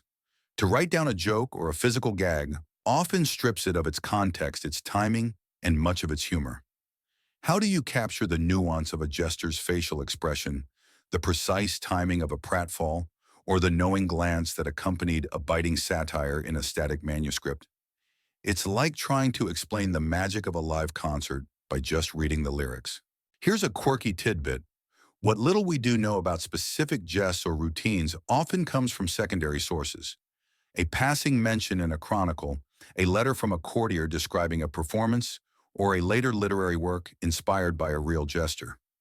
These snippets are like tiny archaeological fragments offering tantalizing hints, but never the full picture. Imagine a chronicler briefly noting, "The king's fool made a jest about the duke's hat," leaving you to wonder what made the hat so funny and how the joke was delivered. Historians still argue whether the absence of detailed jester records indicates a lack of intellectual respect for their craft, or simply the practical difficulty of documenting such fluid improvisational performances. The very nature of their brilliance made them hard to capture on parchment. You might even picture a jester knowing his words would vanish into the air, pouring all his energy into the present moment, creating a memory rather than a record. This unrecorded jest is a powerful reminder of the vast amounts of medieval life and culture that have been lost to us. We have the grand narratives, the political treaties, the religious doctrines, but the everyday laughter, the spontaneous wit, the subtle social commentary of the jester mostly exist only in the realm of imagination and the occasional echo in later literature. It adds a certain mystique to their legacy, making them all the more intriguing in their silent, unspoken history. You've just pondered the elusive nature of the unrecorded jest, the vast majority of jester performances lost to time. This brings us to a significant challenge for anyone trying to understand them fully. Historians' challenges. Imagine trying to piece together a vibrant living performance from fragmented whispers and biased accounts. It's like trying to understand a complex joke when you only have half the punchline. A mainstream historical fact is that reconstructing the nuances of medieval humor and the specific artistry of jesters presents considerable difficulties for modern historians. We lack direct audio or visual records, comprehensive scripts, or detailed performance notes. Our understanding relies primarily on indirect evidence household accounts, mentioning payments to fools' literary references, to jesters' legal documents, and occasional anecdotal accounts and chronicles. You can almost feel the historian's frustration sifting through dusty parchments for any hint of a jester's specific wit, often finding only tantalizingly brief mentions. One of the biggest hurdles is interpreting medieval humor through a modern lens. What was considered funny in the 13th century might fall flat or even seem offensive to a 21st century audience. Cultural contexts, social norms, and linguistic subtleties have all shifted dramatically. A joke that relied on a pun in Old French or a reference to a long-forgotten political scandal is incredibly difficult to fully appreciate today. It's hard enough to explain a joke from a few decades ago, let alone from half a millennium. Here's a quirky tidbit. Historians often have to rely on a process of historical empathy, trying to immerse themselves in the medieval mindset to grasp the comedic sensibilities of the time. This involves studying everything from everyday life and social hierarchies to religious beliefs and popular superstitions, all to understand the unspoken rules and shared knowledge that made a medieval jestland. Imagine a historian trying to deduce the humor of a jester's performance by studying the detailed records of court expenses, perhaps finding a mention of a new motley or a bladder for the fool, and trying to infer the performance from these meager clues. Historians still argue whether this kind of historical empathy is truly sufficient to overcome the vast cultural and temporal gaps in understanding medieval humor, or if a significant portion of it will forever remain opaque to us. You might even picture a historian late at night letting out a frustrated sigh, wishing they had a medieval time machine, if only for an hour. Furthermore, the sources that do exist are often written by elites, chroniclers, monks, or nobles, who might have had their own biases against entertainers or might not have fully appreciated the depth and subversive nature of a jester's wit. They might record only the broadest jokes or the most significant interactions, missing the countless daily improvisations and subtle commentaries that defined a jester's life. The challenge then is not just finding the evidence, but learning to read between the lines to hear the echoes of laughter that haven't been written down, and to appreciate the complex artistry that lies beyond the mere mention of a fool. You've just considered the enduring power of the jester's laughter across the ages. Now let's bring it full circle to our own time, reflecting on how the jester's fundamental role that of holding a mirror to society continues to resonate. The jester's mirror today. Imagine our contemporary world with its complex narratives, its powerful figures, and its swirling absurdities, and then consider who steps forward to make sense of it all, not with solemn analysis, but with a knowing smile and a sharp retort.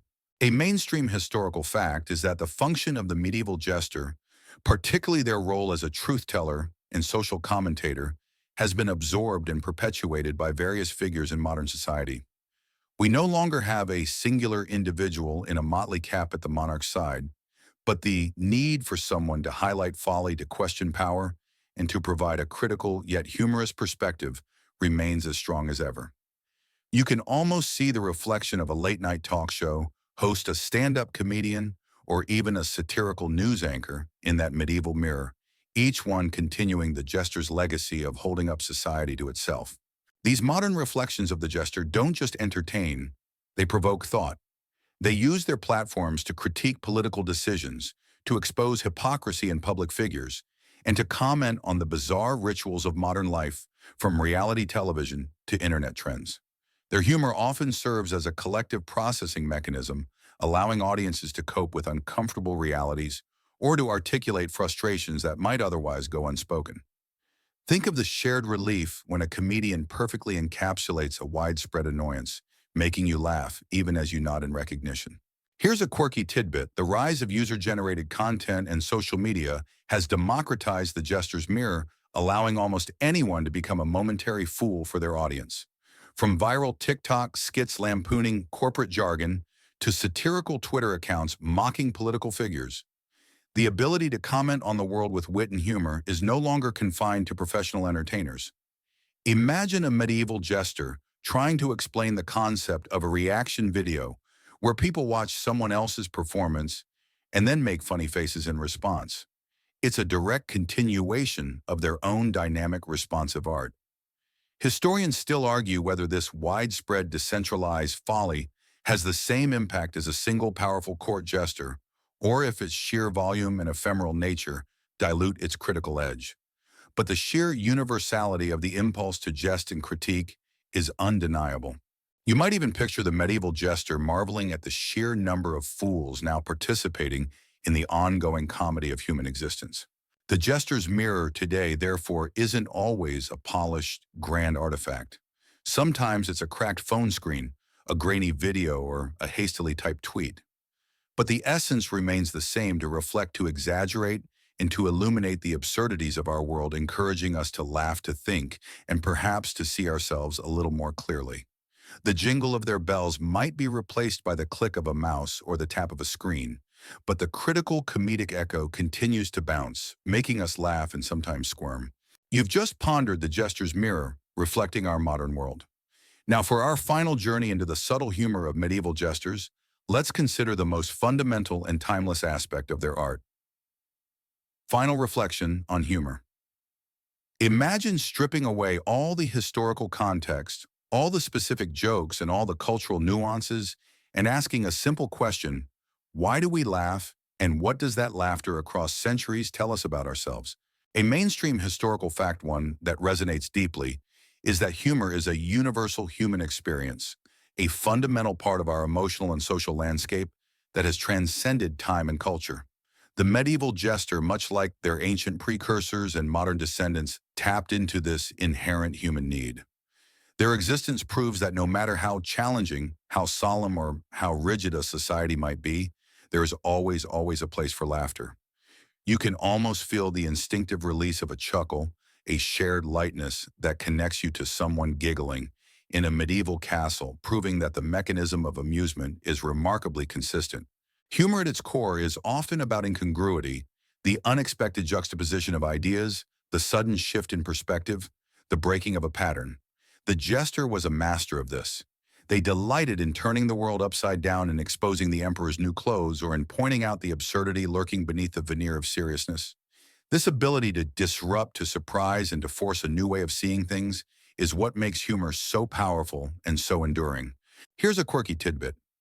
The medieval jester's humor, despite its crudeness or its specific historical context, often contained elements of what modern psychologists call benign violation theory. The idea that something is funny when it is perceived as wrong, threatening, or unsettling, but in a way that is ultimately harmless or safe. A jester's joke about a king's foolishness, for example, violates the social norm of respect for authority, but because it's delivered by a fool, and the king often allows it, the violation is benign, leading to laughter rather than offense. Imagine a medieval courtier perhaps initially shocked by a jester's daring jest, then bursting into laughter as they realize the safety of the situation. Historians still argue about the precise psychological mechanisms behind medieval humor, but this modern theory offers a fascinating lens through which to view the jester's success. You might even picture the jester instinctively playing right up to the edge of the line, knowing exactly how far they can push before the benign becomes genuinely threatening. Ultimately, the jester stands as a timeless testament to humanity's capacity for joy, for critical thought, and for resilience. They remind you that laughter is not a frivolous indulgence, but a vital coping mechanism, a powerful form of communication, and a profound expression of our shared humanity. From the simplest pun to the deepest satire, the jester's humor echoing through the centuries speaks to that essential part of us that needs to lighten the load, to question the unquestionable, and to find joy in the unpredictable dance of life. You've just pondered the universal nature of humor and its enduring power, a fitting reflection as we reach the very end of our journey into the subtle humor of medieval jesters. As the soft glow of our imaginative journey begins to fade, let's wrap up our thoughts on these fascinating figures who danced on the edge of wisdom and folly. The jester in their motley and with their jingling bells was more than just an entertainer. They were a necessary disruption, a vital pressure valve, and often the clearest voice in a court filled with whispers and flatterers. They lived a precarious existence, balancing daring wit with the very real threat of offense, yet they carved out a unique space where laughter could challenge comfort and connect. You've walked with them through smoky castle halls, seen them perform for diverse audiences, and explored their enduring legacy in literature and in our modern world. Their story reminds us that humor isn't just about amusement. It's a fundamental aspect of the human condition. It allows us to cope with the absurdities of power, the challenges of life, and the inherent contradictions of our own nature. The jester's brilliance lay in their ability to make us laugh, not just at external follies, but at ourselves, inviting a crucial moment of self-reflection. Now, as the last echoes of those medieval bells gently fade into the quiet of your room, allow your mind to drift. The world of knights and castles, of kings and jesters, is now a comfortable memory, a whispered story in the soft night. Feel the gentle hum of the fan, the stillness around you, and know that even across centuries, the simple joy of a shared laugh remains a powerful connection. Just breathe. Let your thoughts settle like dust motes dancing in the last ray of moonlight. The subtle humor of medieval jesters, and indeed all humor, is a soft blanket for the mind, a gentle reminder that even in the gravest moments, there's always space for a light heart. Good night.